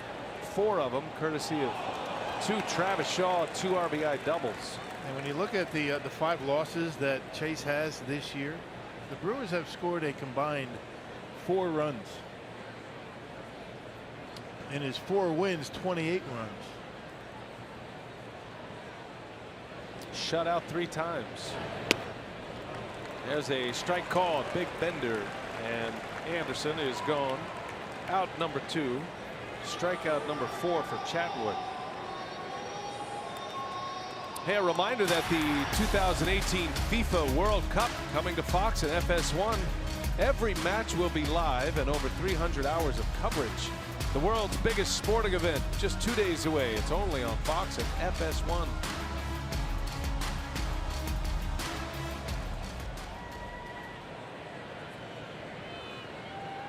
Top of the order, Eric Thames with 2 away.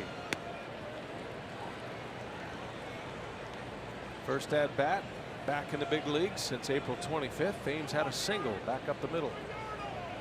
And he grounded out his last time up. He's 1 for 2.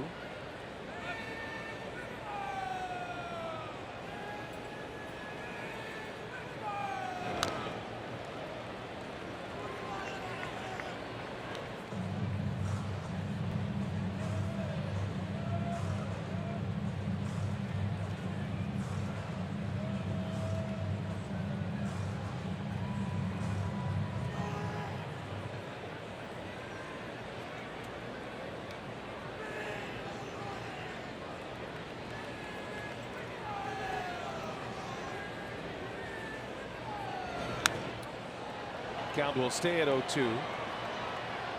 Craig Counsell calls it a good problem to have, but he is going to have to find playing time. It's a combination of outfielders, corner outfielders, and first baseman. Thames, Aguilar, Braun all in the mix at first, and then you have left and right, adding Santana to that group. Thames can also play in the outfield, and he might get some action there. He was playing in the outfield during his minor league rehab. I think his return has been, well timed. I think Jesus Aguilar is due for some time. I mean, he's been playing a lot and been very productive. And after Thursday's off day, I was talking to Craig Counsell around the batting cage, and he agreed that the timing is perfect because he said something along the lines of 30 games in 31 days. I think you're going to need a lot of time where maybe Braun and Yelich get some time. You throw Thames out in the outfield and put Aguilar at first. So I don't think he's going to have a problem getting these guys playing time. 1 ball, 2 strikes on Thames. Swing and a miss. Chatwood Throw him the breaking ball, and Thames is gone. It's a 3-3 down inning. Chadwick with 5 Ks, but he is down 4-0.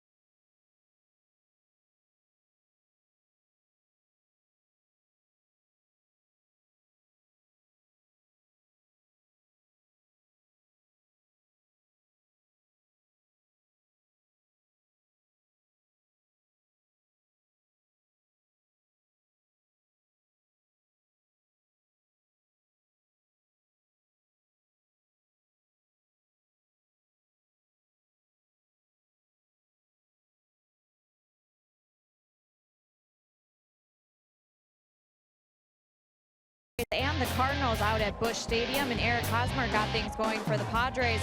A solo home run in the 4th inning that gave them the lead of the night. They currently have a 3-0 lead in the 6th inning, and the Padres, by the way, have a combined perfect game going. They got 3 innings from Matt Strahm and got another 2 innings from Adam Simber. So perfect game going there. We'll keep an eye on that one at Busch Stadium. Oh, very nice, Sophia.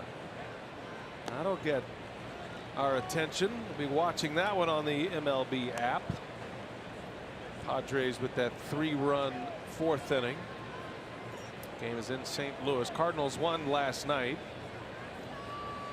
St. Louis beat the Padres 5-2 last night. Anderson starts the 5th inning, having given up 1 hit, an infield hit to the man at the plate, Wilson Contreras.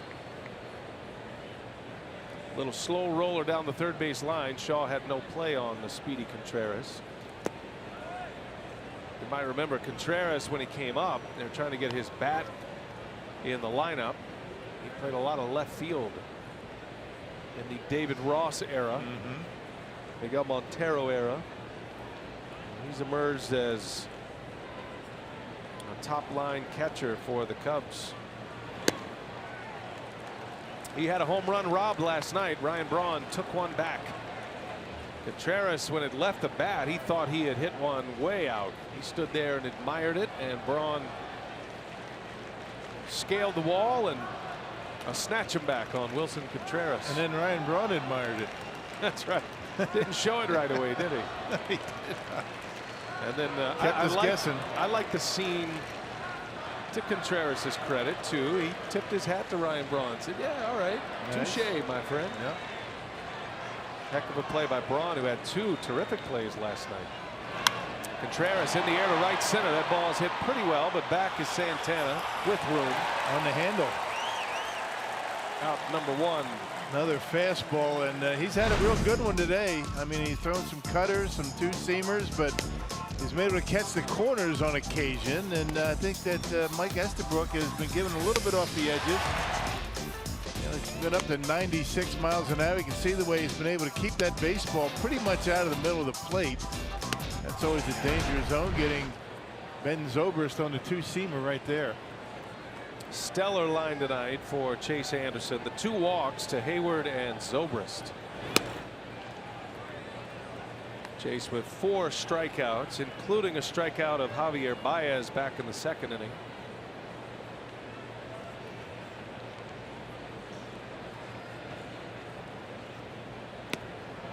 And not just the strikeouts. Up to this point, he has gotten some You know, some weak contact on the fastball. Fastball's in.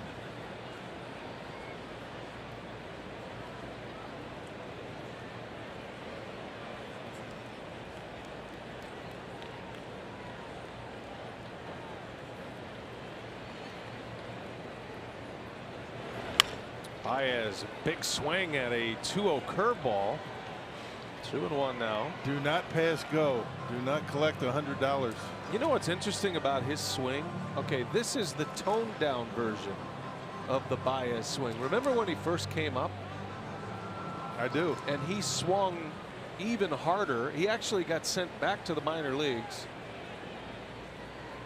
The Cubs presented him with some numbers, some analytics. That's right off the end of the bat. Easy little pop-up for VR for out number 2. And a couple of curveballs to get him. It's a good example of what ball clubs think about when they get all the numbers, they get the data. Now the next phase of that is how do you deliver that data in a positive way to the player to get him to make an adjustment. And the way the Cubs did it, however that was, and it wasn't a negative on Baez. Most of it had to do with velocity and higher velocity pitchers, and ultimately the numbers, at least in Baez's mind, proved to him that he had to tone down his swing a little bit, believe it or not. That's the toned down version. Yeah, just a little bit. He could probably stand to tone it down just a little bit more. Terrific. He's got a lot of power in his swing, and he's been productive. And when things are going well and his swing is right where he wants it to be, and he's a little bit more selective, he could be, you know, a guy that can carry the team for a while, and he's done that for the Cubs. He's had some great moments in the postseason as well.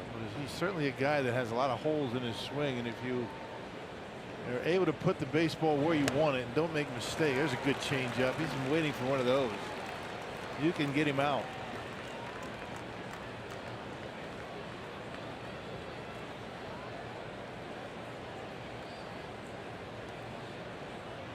One ball, 2 strikes on Russell.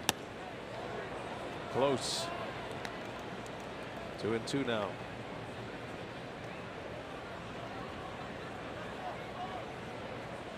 Eighth place hitter Addison Russell. 4-0 Brewers. 2-2 the count with 2 outs. And the curveball's fouled away. I remember Baez came up and he was there with Jorge Soler. Remember that? Yeah. You know, both of those 2 guys, young, powerful, taking big hacks. Soler no longer with the Cubs, but you know, Baez has learned the league a little bit. 2-2, and it's outside for a ball. And Soler now with the Kansas City Royals. We're going to see him in a little bit. He's actually having a decent year with the Royals. Put up some power numbers.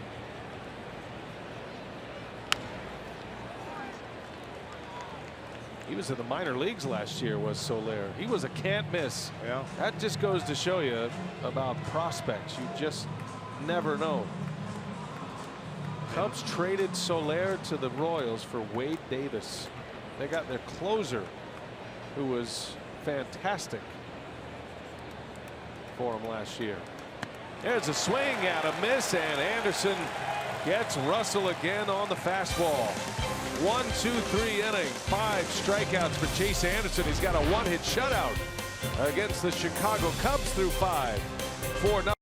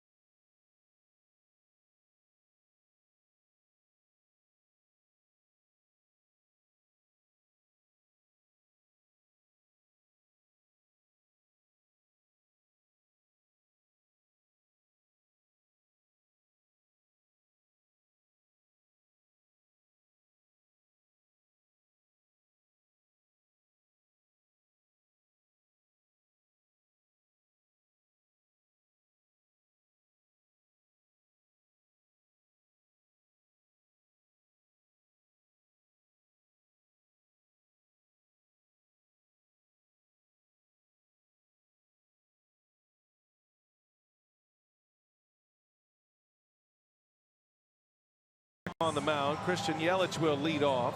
He's been on twice. As a single and a walk, he scored a run. The play of the game thus far, the Badger Mutual Insurance play of the game, came on this ground ball from Kane. And watch this sequence here as Yelich gets off the bag, gets in a rundown, and watch Lorenzo Cain at the end of this. Telling him to get to second base, nobody at first. You know, the mistake that was made was Jason Hayward. Jason Hayward, the right fielder, should have been the guy at first base.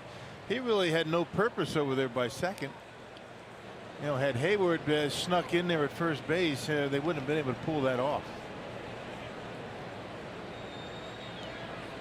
Looked like municipal pothole repair right there. You know, all the infielders and the pitcher involved in the rundown with Christian Yelich. Even the catcher Contreras was down by third base.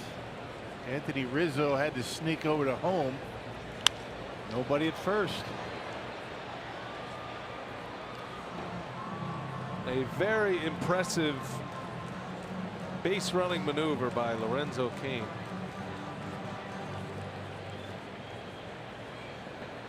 Yelich. Yeah, and had Christian Yelich got a good jump off the bag, it would have been an easy out of first base. Right. He kind of hesitated, not sure why. I guess not sure where the defense was playing. Had he taken off right away once the ball got by Chatwood, he would have been at third with one out. And Cain would have been an easy out of first base. 1 ball, 2 strikes the count. Yelich on the ground, right back to Chatwood. And there's the first out. Chatwood has come up with a really good curveball, and it started in the 4th inning. Got strikeouts to Anderson. He was looking at a curveball, and he got Thames on a good curveball. He's broken that pitch out a little bit. So both of these two pitchers, Chase Anderson and Chatwood, have shown pretty good curveballs tonight. Now, other than the 2 swings by Travis Shaw, which have resulted in 4 runs on the board. Otherwise, Chatwood's looking at a different result as he deals strike 1 to Cain. Which means you wonder how aggressive they're going to be with Travis Shaw the rest of the night. Shaw due next. Cain up there with 1 away. As good as it's going for the Brewers tonight, they probably feel like they could have had a couple of more on the board, because in each of the run scoring innings, the 1st and the 3rd, the Brewers had a man at third with less than 2 outs. Had a runner at third and 1 away in the 1st inning. Had a runner at third with nobody out. A runner at second with nobody out, and then a runner at third with 1 out in the 3rd inning. So twice they've had opportunities to plate a run, an extra run, and they've let those opportunities go by. The 1-2 on the ground, over to make the play. Baez, tough throw, but he gets Cain. Knew he had to get rid of it quickly, and Cain is out on a 4-3 ground out. A lot of ground ball outs, right, for Tyler Chatwood. That's his game, getting the ball on the ground. That 2-seam fastball. Ground balls and strikeouts. His nemesis tonight, Travis Shaw, at the plate, presented by Wendy's. 2 for 2, 2 doubles, 4 runs batted in. He was 2 for 27 against the Cubs prior to this game tonight. 2 hits all year, 1 of those a home run, and he's matched that output in 2 at-bats here this evening.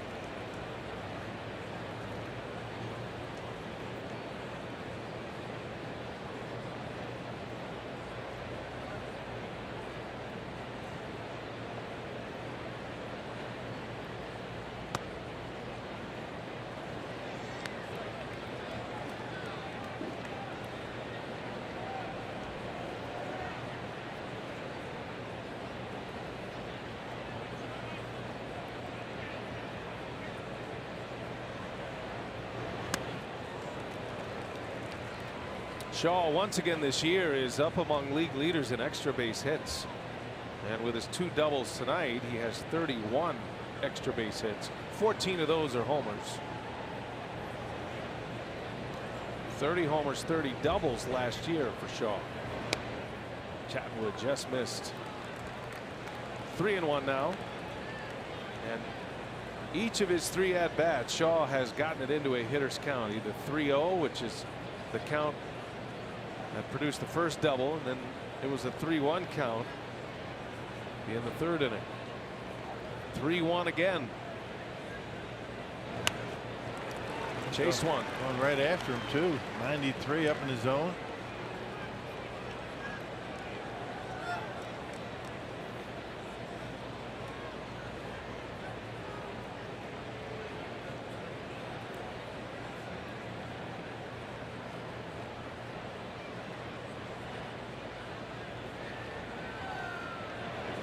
Down and in, ball 4. Travis Shaw draws the walk, extends the inning for Santana. Hey, it's Father's Day, and the Brewers are giving away a car, 20,000 of them to be exact. The Crew hosts the Phillies this Sunday, and the first 20,000 fans at the ballpark will get a mini replica bullpen car courtesy of Quick Trip.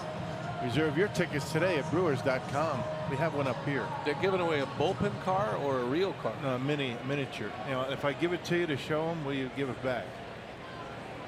Does it roll? Will you give it back? Can't make that promise. There it is. See it? Very nice. It rolls. Yep. It's a good one. Got the wristband on tonight, partner. Yeah. Keep that in the game. Home run challenge. Why haven't we brought the bullpen cart back? I know it's out there in a few places like Arizona, maybe New York. What? I like the Brewers bullpen car. I think it'd be a nice touch. Yeah. Seems like there's some room out there to park a car. I don't know if there's a way into the stadium with the bullpen car. I think you ought to show up at the next executive staff meeting at the ballpark. Maybe make that recommendation. I don't think we're welcome there. You could come in from there, though. Swing around, pick the guy up, do a Yui.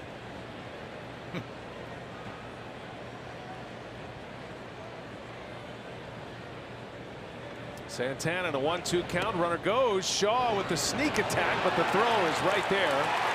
And Shaw is caught stealing. Contreras put that right on the bag.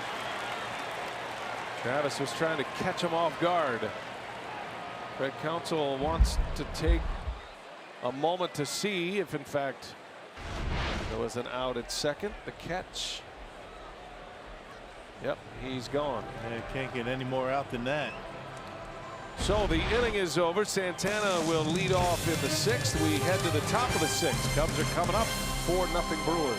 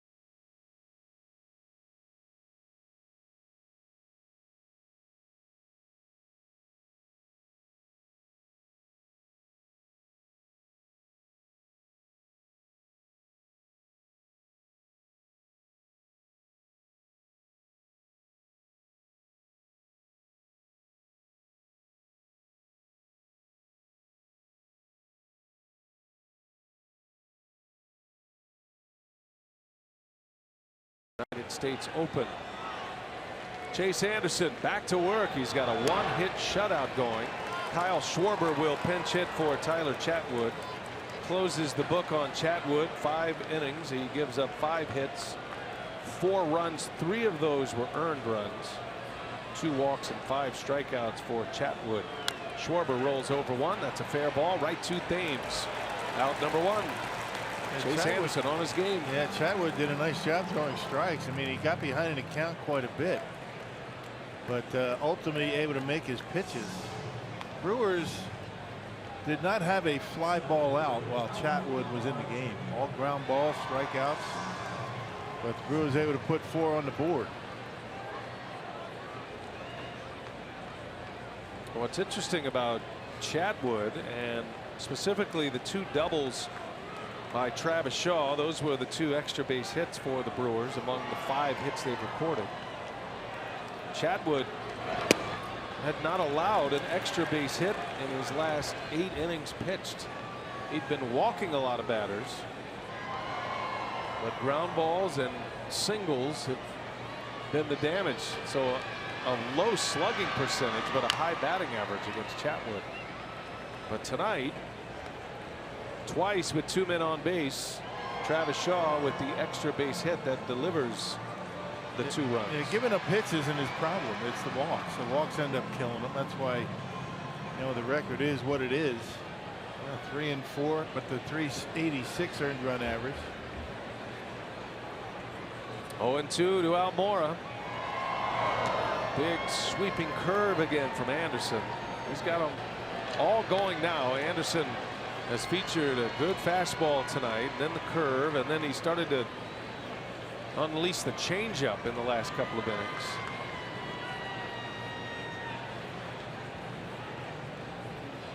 One and 2.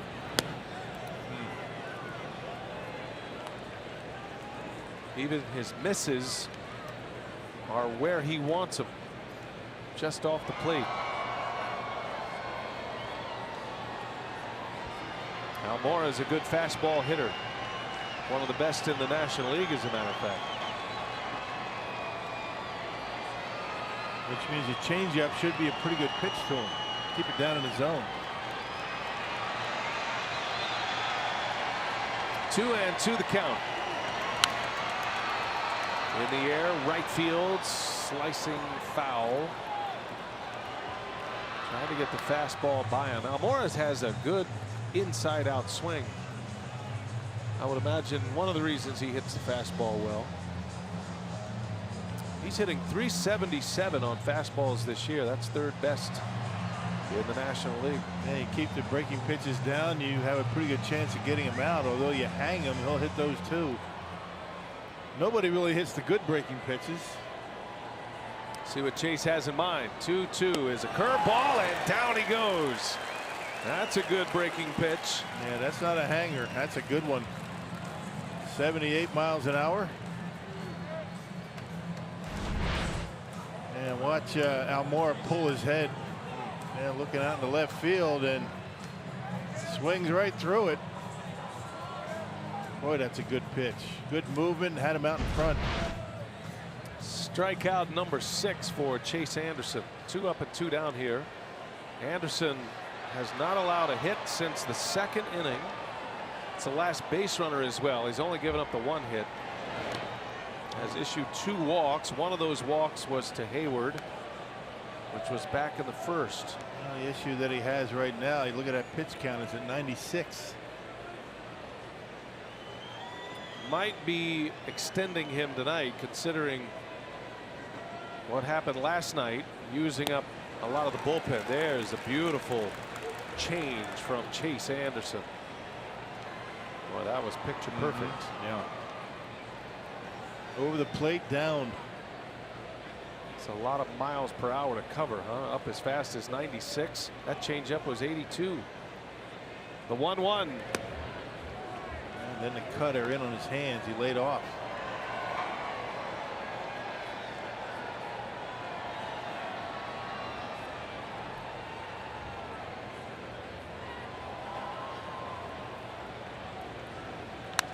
On the ground, right to Thames. Another changeup gets Hayward to roll over, and Chase Anderson is pitching a gem.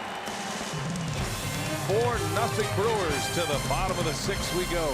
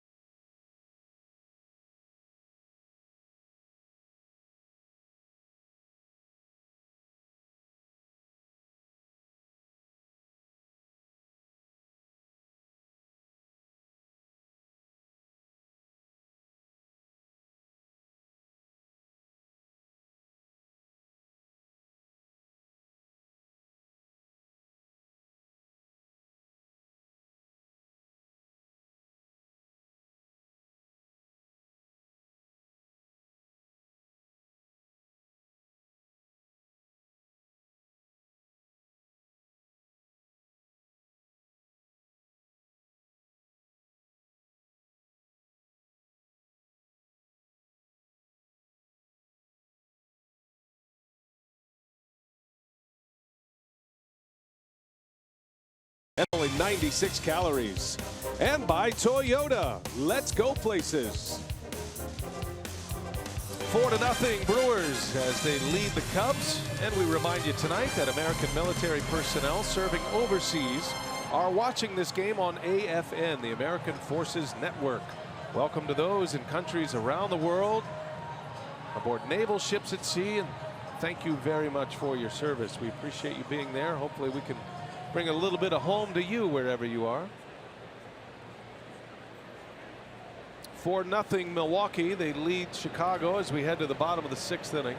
Luke Farrell is on to pitch for Joe Madden. Yeah, second stint with the Cubs. He got called up for the 2nd time into May. Big, tall, right-handed pitcher. Son of John Farrell, the former Red Sox manager. Santana was at the plate when Shaw was thrown out trying to steal last inning, so he leads off this 6th. You know what else John Farrell is known for around these parts? Ending Molitor's hitting streak. That's right. And Jose Mesa. Lifting a lefty pitcher.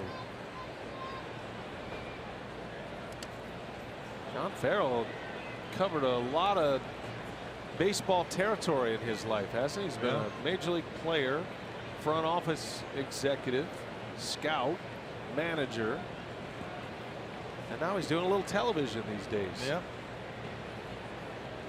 Santana, a wave and a miss, and a strikeout to start the inning.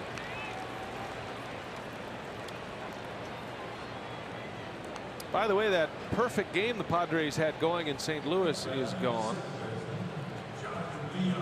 Padres still lead the Cardinals 4-2. But St. Louis is threatening in the 7th. They have 2 runs in. Looking for more. Bullpen by committee day for San Diego.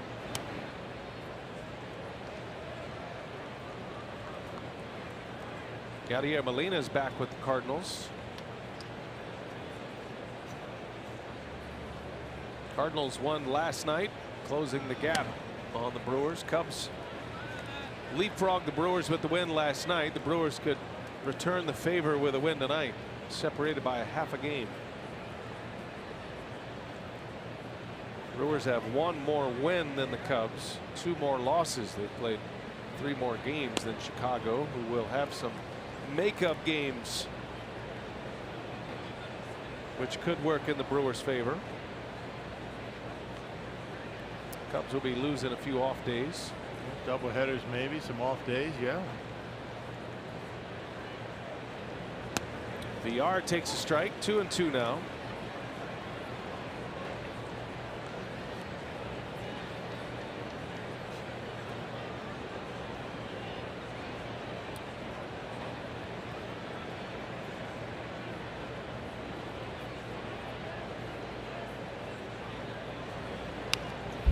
Brewers will see the Cubs once again in August. That'll be a series at Wrigley Field, August 14th and 15th, just a 2-gamer. And then they'll be here in Milwaukee. The Brewers host the Cubs early September, right after Labor Day.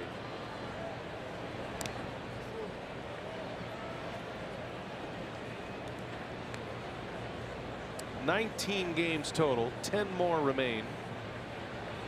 And then the Brewers have a 3-game series at Wrigley Field in mid-September. That feels like a showdown. Yeah. Let's hope so anyway. September 10, 11, and 12 at Wrigley. VR draws a walk. There's a base runner for the Brewers. 1-out base runner, and a speedy one at that, with Manny Pena coming up. Hey, give Dad the gift of baseball this Father's Day with MLB.TV Premium. Now through Sunday, you can save 50% on subscriptions, featuring HD streams of all out-of-market games. Blackouts and other restrictions apply. Visit Brewer or MLB.TV for details. MLB.TV. You got your Father's Day gift list in for your family? I don't need a list. They know what I want. Peace and quiet. That's right. That's all we really want. Isn't it? You can write it down on a little slip of paper. To Dad, for the next 24 hours, we will be leaving you alone. That's not what I meant. Of course, you know, to have the kids around. Yeah. Yeah, of course. Grandkids. Of course, it's a getaway day for the Brew Crew. Sunday. Now, you're kind of like our TV dad around here, so I'm sure the crew will chip in and get you something nice. Sure. You're going to spearhead that? I think I will. I'll take up some donations, get you a nice cold bottle of Miller beer. That would be much appreciated. That's the least we could do.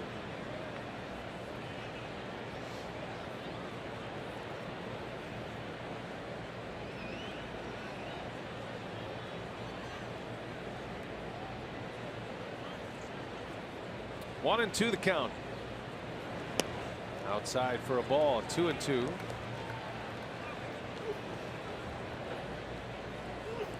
Manny Pena with VR at first. Brewers would love to tack on a few more runs. Anderson is dominating on the mound. Double barrel action down in that Brewers bullpen. Pena batting 7th in the lineup, sends one into center field. Almora makes the play for out number 2. That could very well be, you know, that activity in the Brewers bullpen. And I guess dependent upon what Arcia does here, if the pitcher spot comes up, you might see a pinch hitter. Taylor Williams and Dan Jennings getting loose.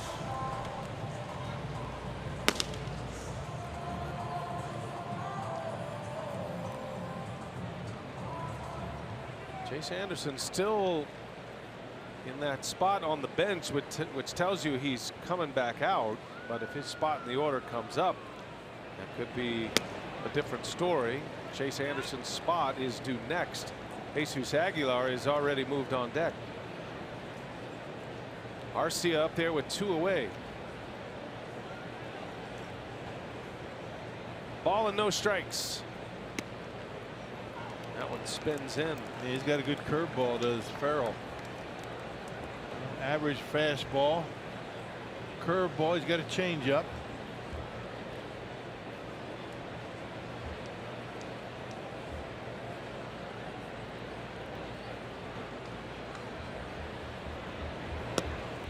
Arcia.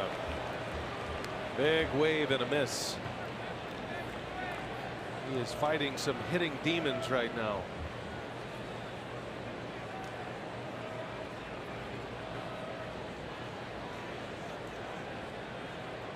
A ball and 2 strikes. That's VR at first. Arcia waves and misses. Down he goes. And now we'll see if Anderson comes back out for the 7th. He's got a 1-hit shutout going. And it looks like he's coming out.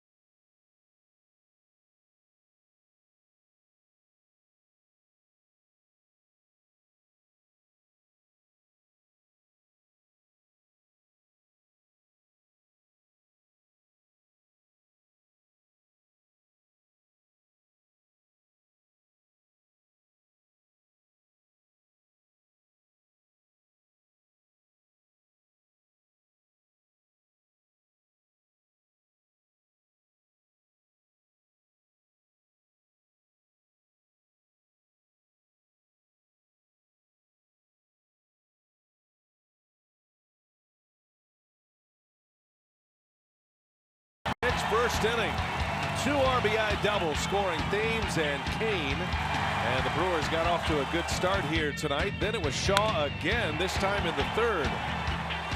2 RBI doubles scoring Yelich and Kane this time. And Travis Shaw combined with the pitching of Chase Anderson. And the Brewers are out in front 4-0 going to the 7th inning. Chase with a 1-hit shutout. He has the middle of the order coming up. Chris Bryant, Anthony Rizzo, and Ben Zobrist. And last couple of innings, he's had all 3 pitches working. Fastball, curveball all night long. Last couple of innings, the changeup's been a pretty good pitch. 6 strikeouts for Anderson as he pumps one in on Bryant. A ball and a strike. Yeah, a little bit down in the zone there. Anderson has retired 14 in a row. The lone hit was an infield single by Contreras back in the 2nd. 1-2 now. The 14 consecutive batters retired.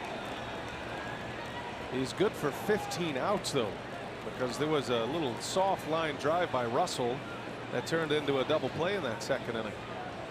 Cubs had 2 on and nobody out in that inning. They have not had a man in scoring position since. Bryant in the air, deep left field. Yelich is there to make the play for out number 1. Just had him out in front enough to keep it in the ballpark.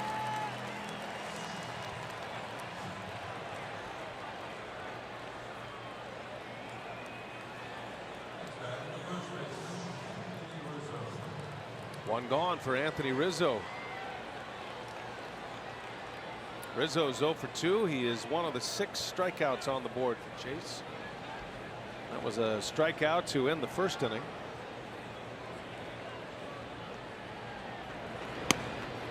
Talk about settling in a groove for a starting pitcher.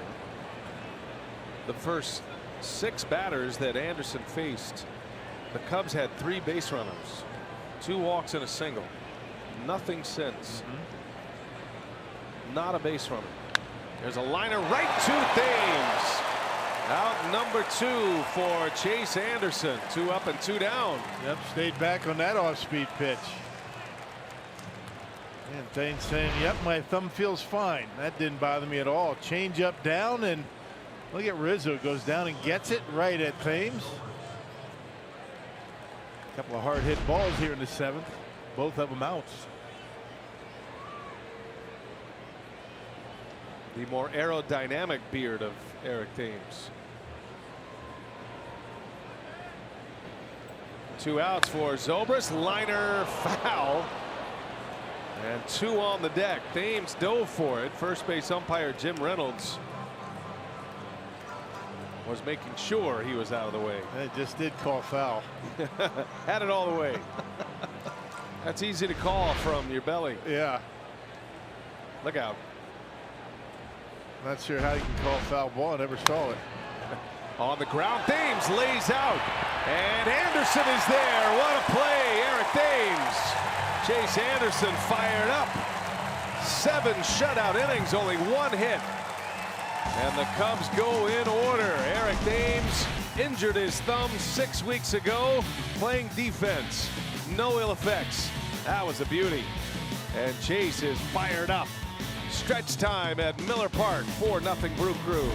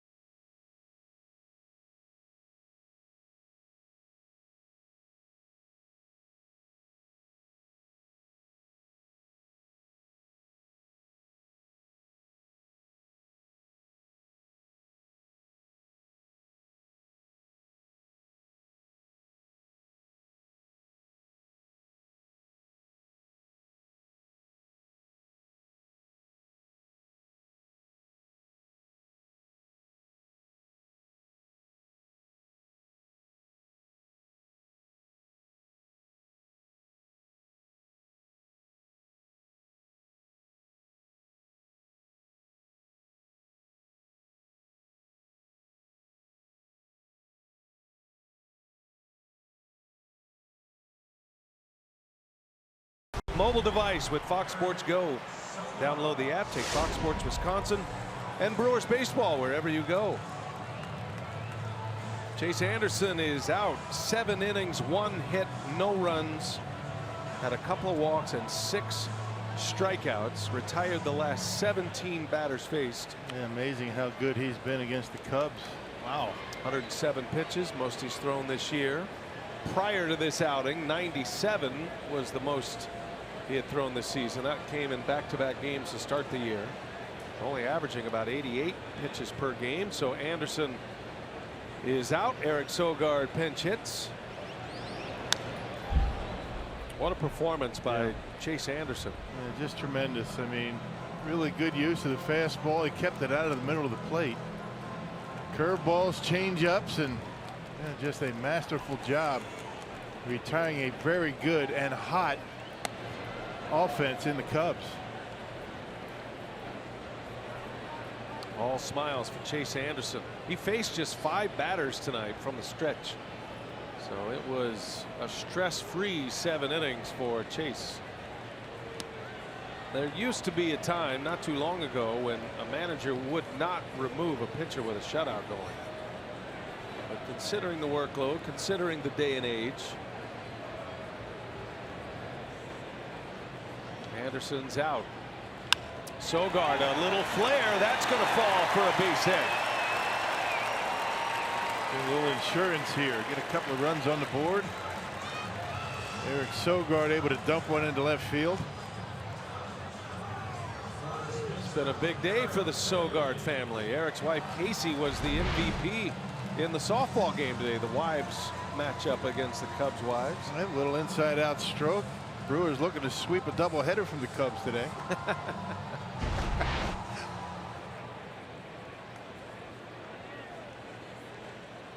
Casey Sogard was a star softball player at Arizona State.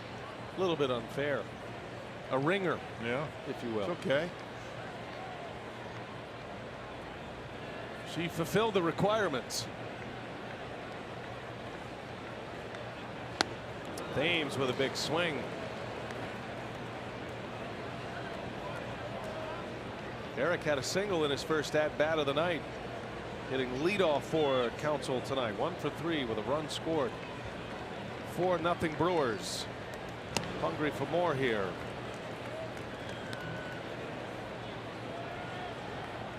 Brown with a pretty impressive curveball tonight. A couple of innings of work. He's 6'6", 210 pounds. He gets rid of that baseball. He's right on top of you. High fastball in there for a strike.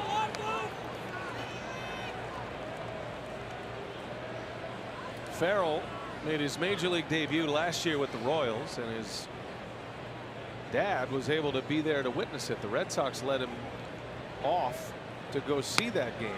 There's a called strike 3, and Farrell strikes out Thames for out number 1. It's his 3rd strikeout of his 4 outs recorded.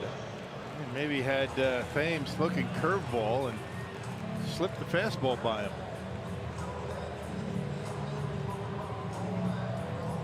Christian Yelich now with 1 away. He's had a busy night on the bags. He's been on twice. He scored a run. Had a single to center field in the 1st. Walked and scored in the 3rd. He's been swinging it well. Batting average over 300. OPS right now at 862, combining the on base and the slugging. His on base percentage is .379.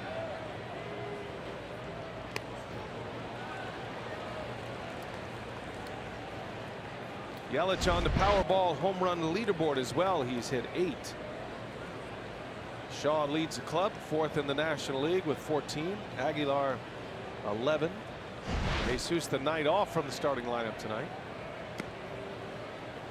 A much deserved day off for Aguilar. He's been really doing a good job in that number 3 spot.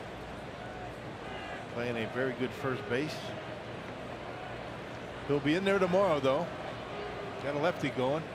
Mike Montgomery pitches for the Cubs tomorrow.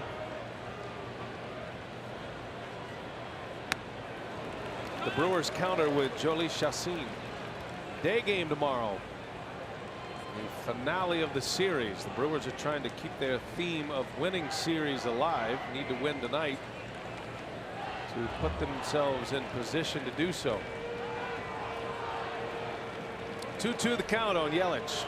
Sogard at first. And a swing and a foul.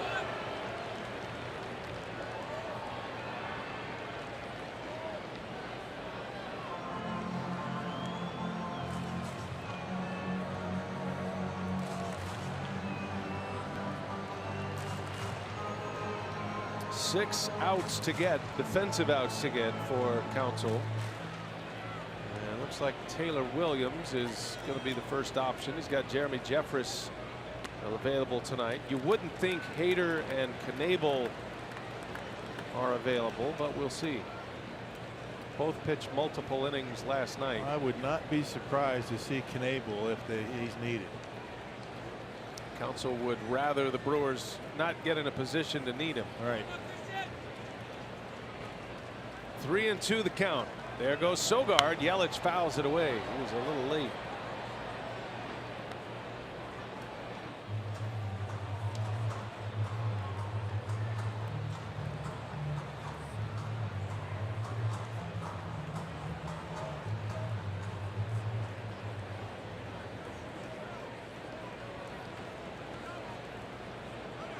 Runner goes again, and Yelich fouls it away again.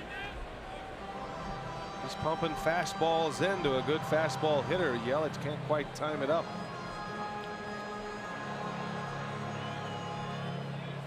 The league average on fastballs is 281. Yelich is hitting 371.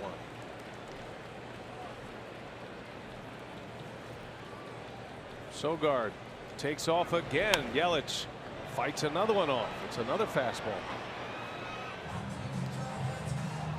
What was your batting average on fastballs, partner? Did you ever hunt breaking balls? Never. Always look for Always the look fastball and then react to breaking ball. You can't speed your bat up. You can slow it down a little bit. I didn't know many guys that actually looked off speed. I know Gorman Thomas did. Said he always looked slider.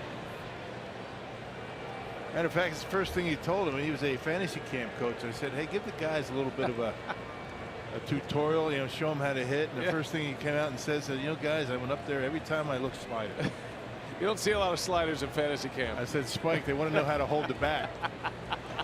Sogard goes again. Yelich strikes out. The throw is high.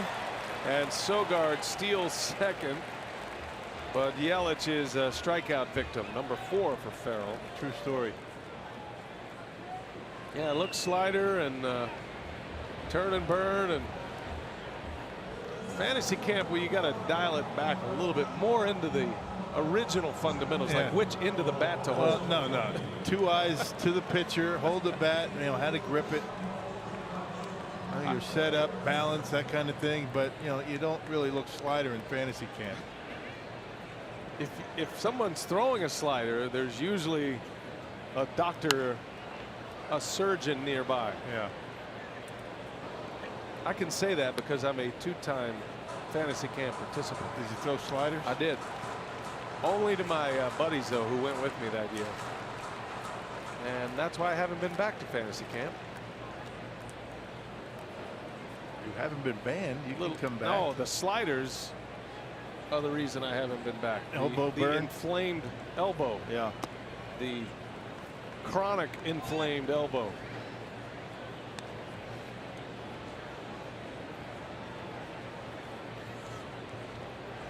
And the fact that Jerry Augustine just rolled me out there for 12 innings one day.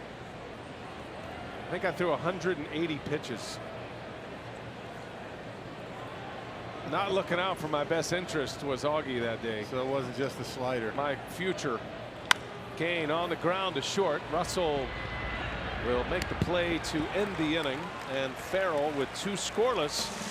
And now Council's going to turn it over to the bullpen. The Brewers lead 4-0 as we go to the 8th.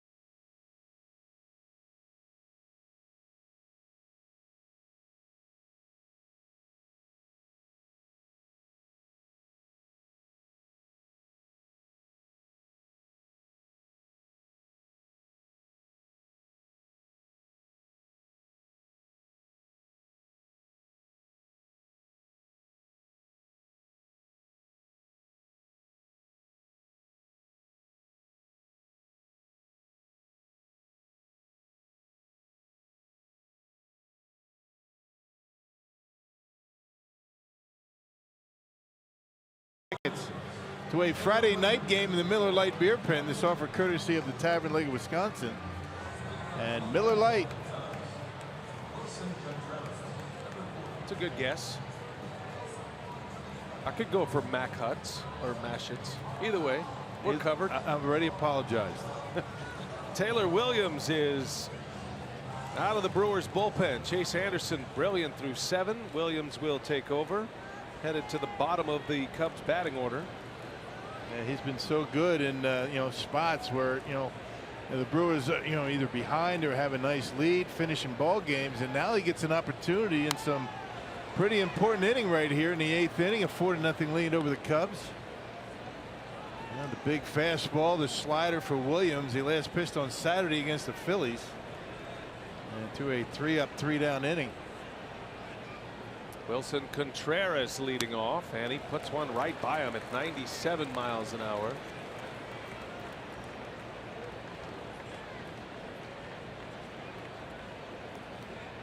He has a big arm. Williams is not a big guy, but he can bring it. Has an excellent slider. Just trying to corral it all, and when he does, he's got closer potential.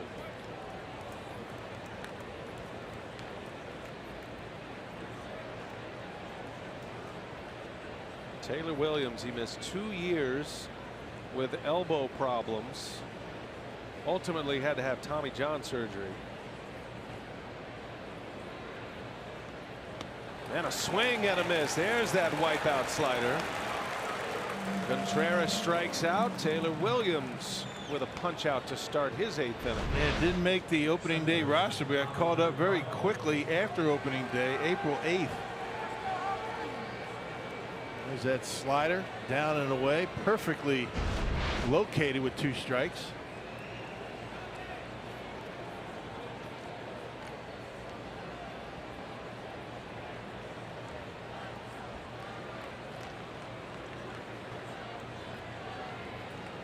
Javi Baez now. Williams goes back to that slider. Boy, he throws it hard too. 88 miles an hour. One of the bright young stars coming out of that Brewers minor league system.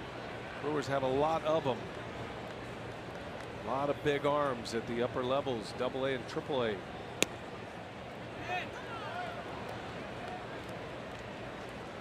He's got that big fastball, and because of that, the hitter has to start his bat a little bit sooner than he'd like. Has a pretty good chase rate with breaking pitches out of the strike zone. We saw that with Contreras. 2-0 the count on Baez, and a big swing and a foul.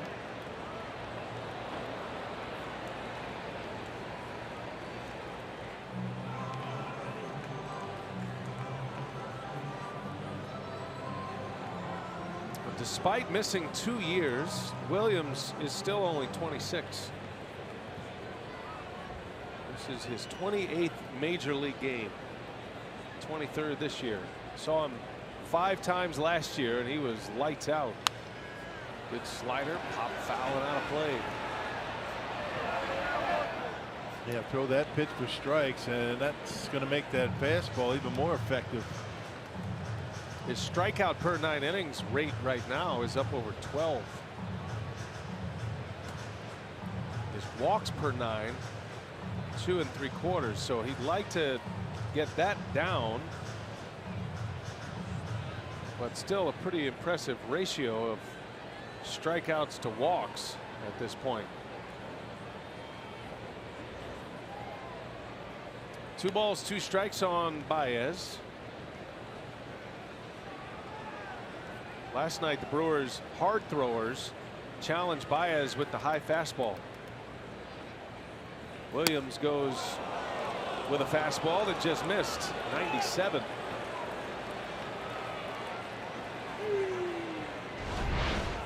That just did miss that outside corner. Tough pitch to take, but it was off the plate. Pena made it look better than it was. Full count. And down he goes. He went back to the slider, and Baez chased it.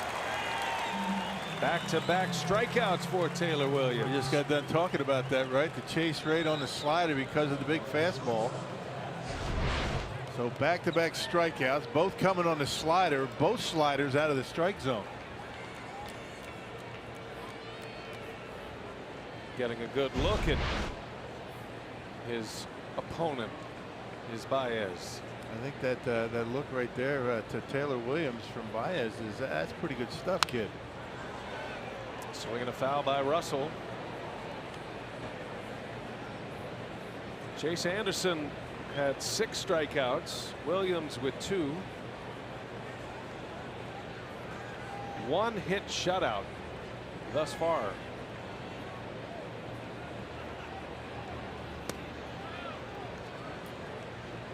Of the red hot Chicago Cubs, winners of 13 of their last 17 games. And Brewers pitching has done a good job against that offense of the Cubs, except for that 11th inning yesterday. Yeah, throughout the year.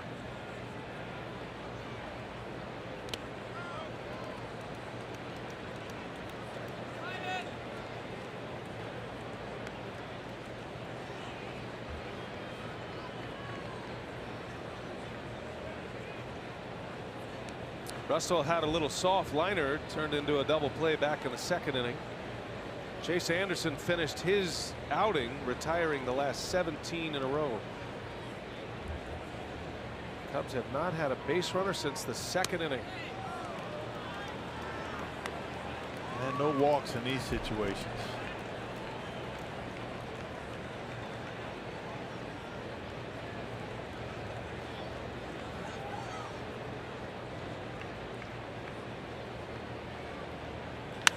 Back up the middle, a base hit. Russell hits his way on. Okay, better than a walk. Well behind 3-1. Even with the big velocity, Russell able to get the bat head out. That is the first hit that has reached the outfield grass. It's only the 2nd hit of the game. That's going to give Tommy La Stella an opportunity here, Joe Maddon's best pinch hitter. He's going to take a shot at one right now to see if he can get a quick strike.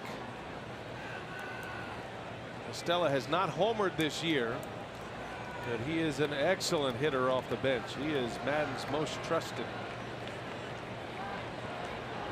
2 outs, runner at first. And Williams pours in a fastball for a strike. That was the cruising speed fastball at 96.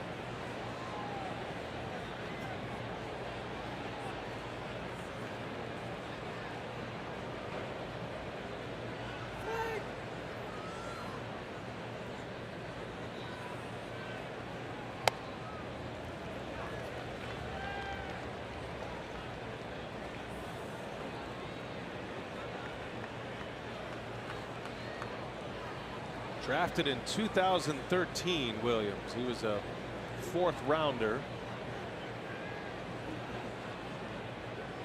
Played his college ball at Kent State. Little half swing. La Stella goes. A ball and 2 strikes.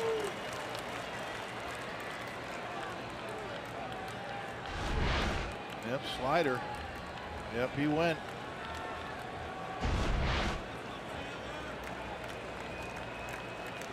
One ball, 2 strikes. Williams trying to keep the shutout intact. Here it comes, and it's down and in. What a pick back there by Pena. Some high-level skill on that one. Yeah.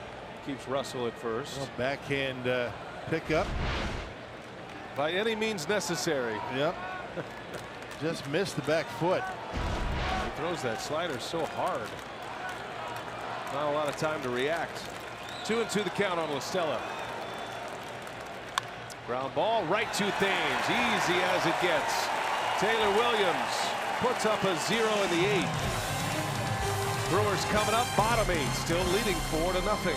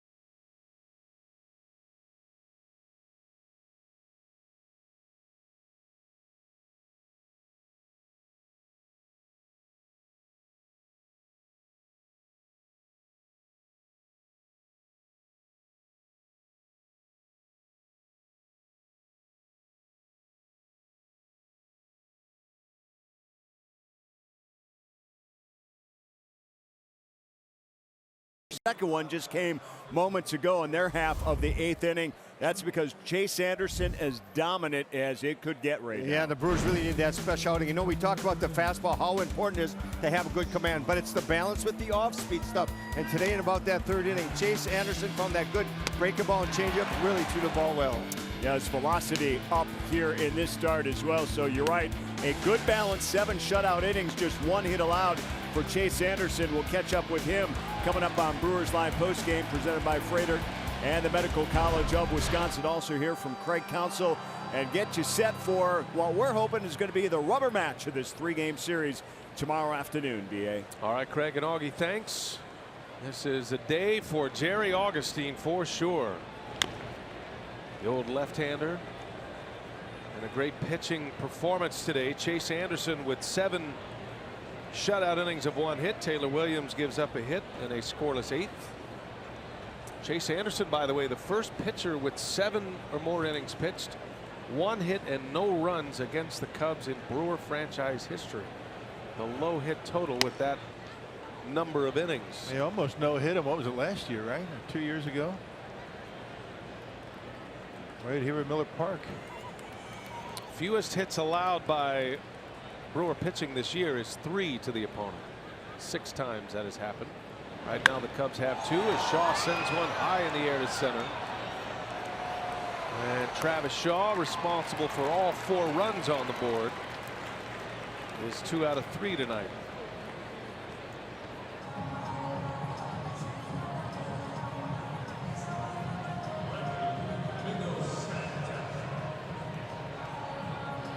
Domingo Santana now with 1 away.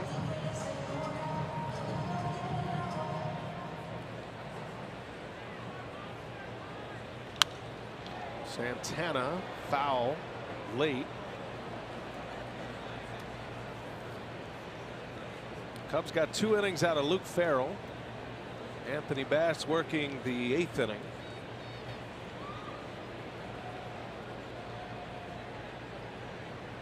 Chicago in the 9th will have the top of their order coming up. Almora, Hayward, and Bryan.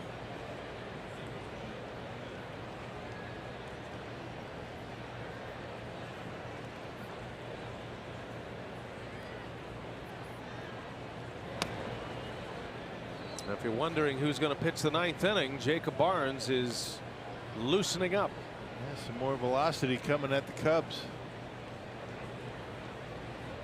Well, he's got to feel good. Good outing in a tough situation.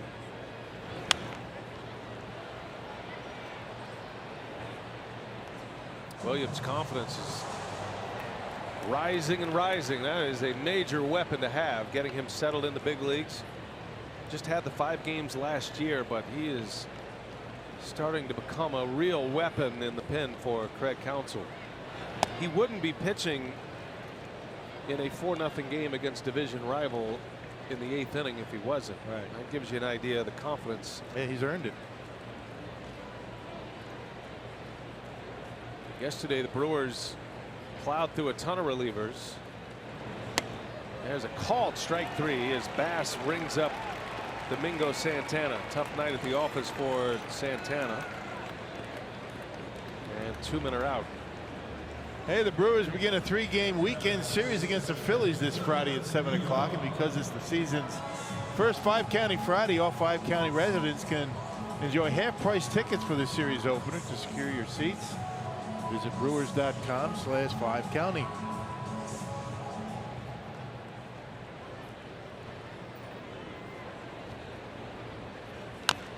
VR on the first pitch. Slow roller. Got a chance here. Rizzo shovels it. It is wide of the bag, and VR will reach on an infield hit.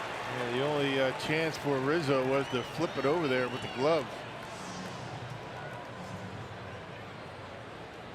VR's first hit of the game, his 2nd time on base. Putting the bat on the baseball, out of the reach. Once it got by the pitcher, Bass. Impossible play for anybody else.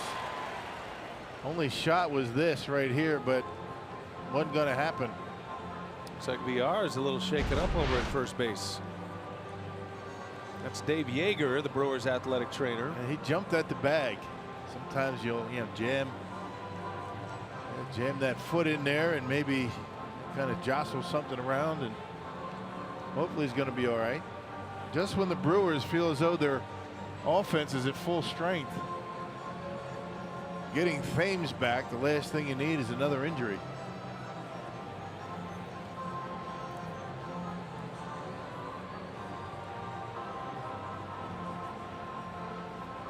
All right, Council's going to make the change. He was staring him down, making him look him in the eye.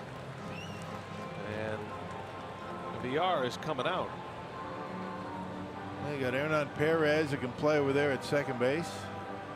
Probably see Perez in the starting lineup tomorrow with the left-hander on the mound, and then you have a day off. So Craig Counsell playing it safe.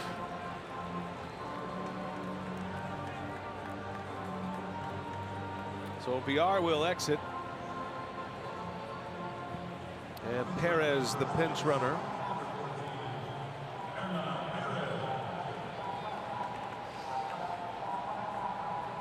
Sophia will hopefully give us a report if one is made available.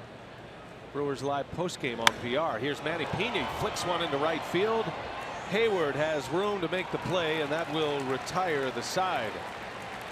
We go to the ninth. Brewers trying to shut out the Cubs at Miller Park for the first time in 4 years. It'll be Jacob Barnes.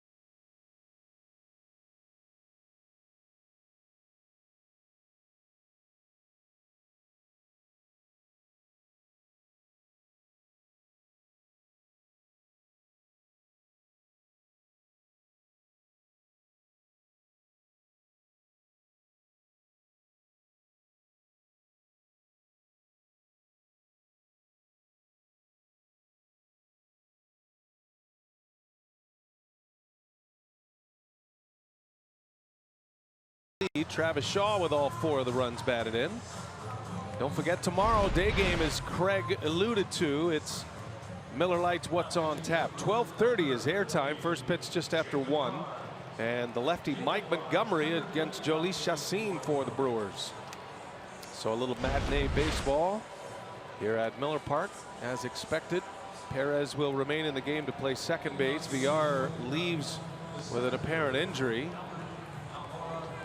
And Jacob Barnes is on to try to close it out here.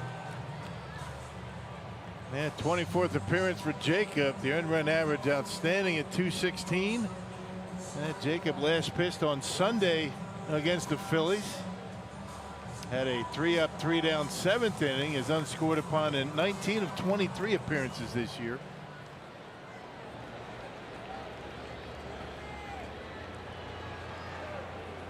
Nice little assist. Mike Easterbrook helping out Pena with his shin guard. Like Williams, Barnes a very hard thrower, and he has, like Williams, a wipeout slider as well. And like Williams, it's all about command for Jacob Barnes, who has been terrific since coming back from the minor leagues. By the way, we have an update on the Tavern of the Game. It's Mahoots. Oh, is that right? Okay. I got somebody from Mahoots reached out to you. I had a bunch of tweets telling me it was Mahoots. Oh, you're trusting Twitter now. Wow. How far we've come. But you have to understand, I mean, those that were giving me a hard time about that, I did apologize in advance. Yeah, that takes you off the hook. Right, it should. That's pretty much how everything goes in my house. Right. I start every sentence with my family with, I'm going to apologize in advance. I'm sorry, but. 1 ball, 1 strike on Almora. 2-1 now. Jacob Barnes trying to get the last 3 outs. I mentioned the Brewers have not shut out the Cubs here at Miller Park since 2014. That was June 1st of 2014. They would love to turn the trick here tonight. 2-1. Big chopper. Shaw gets the big hop. Out number 1. Made it easy on himself. Always have to get that first out. You just never feel real comfortable with any kind of lead with this Cubs offense, especially when you're dealing with the top of the batting order.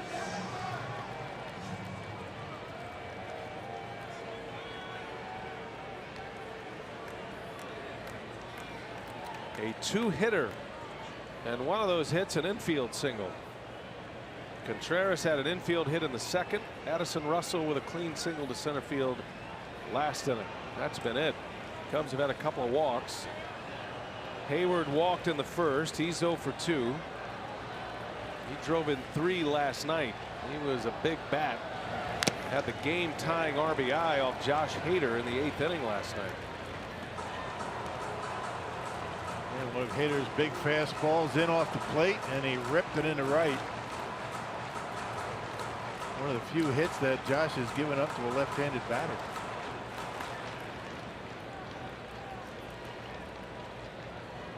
Only the 3rd left-handed hitter to have a hit against Hader this year. Barnes deals and eats him up with that breaking ball. Wow, excuse me, the fastball. He started him out with the cutter, then came up and in on him.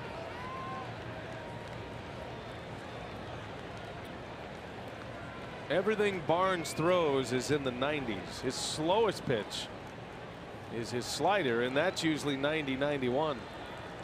His fastball can jump up there into triple digits. The 0-2. Hayward stays alive. That was the slider at 91. He just loves the baseball out away from him, doesn't he? And every now and again he'll look inside like he did last night, but stands off the plate. He wants to get those long arms extended.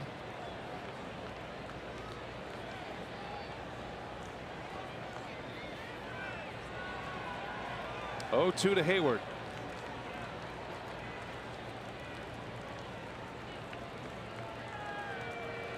Pena sets up outside. Fastball back up the middle. Right there is Arcia. And out number 2. 2 up and 2 down for Barnes. Good pitching there by Jacob Barnes. And now the Cubs down to their last out. Chris Bryant coming up.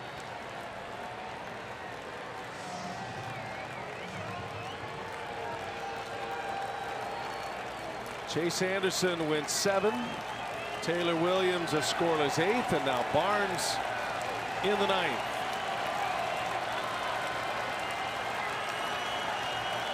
A 2-hit shutout.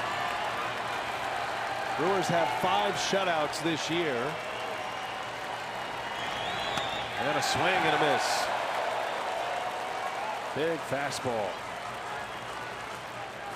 8 punch-outs tonight for Milwaukee combined. Chase Anderson had 6 of them.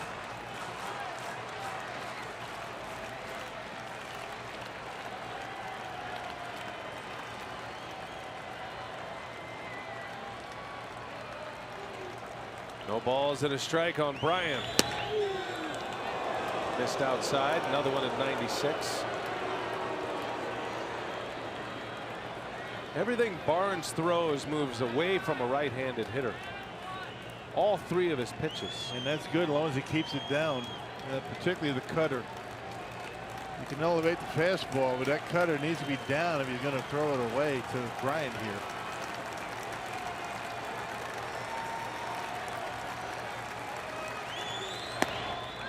There's been times, especially in the minor leagues, Barnes was working on a pitch that would go down and in or inside on a right-handed hitter, just something going the other direction.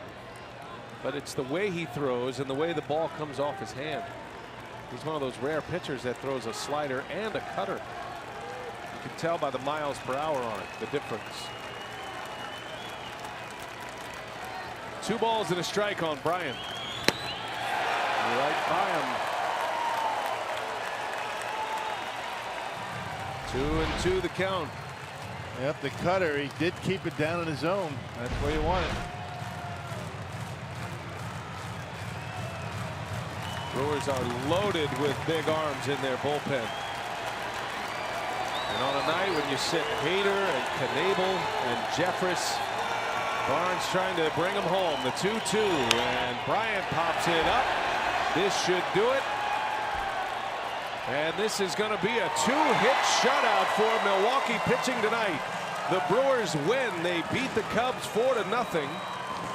Travis Shaw with all 4 RBIs on two RBI doubles. His first 2 trips to the plate.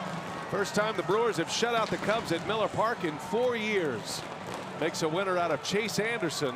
Tyler Chatwood, the loser tonight. Great game here at the ballpark tonight, partner. Well, I tell you, Chase Anderson did exactly what he needed to do for Craig Counsell. Bullpen a little bit thin. He gave him 7.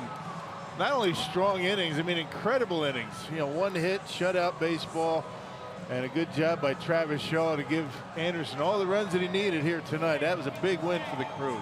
Sets us up for Brewers Live. Craig Kashawn, Jerry Augustine standing by. Take it away, fellas. Well, it's Travis Shaw's night, Chase Anderson's night, and it all amounted to a big Brewer victory. Back in first place. We'll hear from the Brewer crew, including Craig Counsell. Get you set for the series finale tomorrow, a big one at Miller Park when we come back to Brewers Live.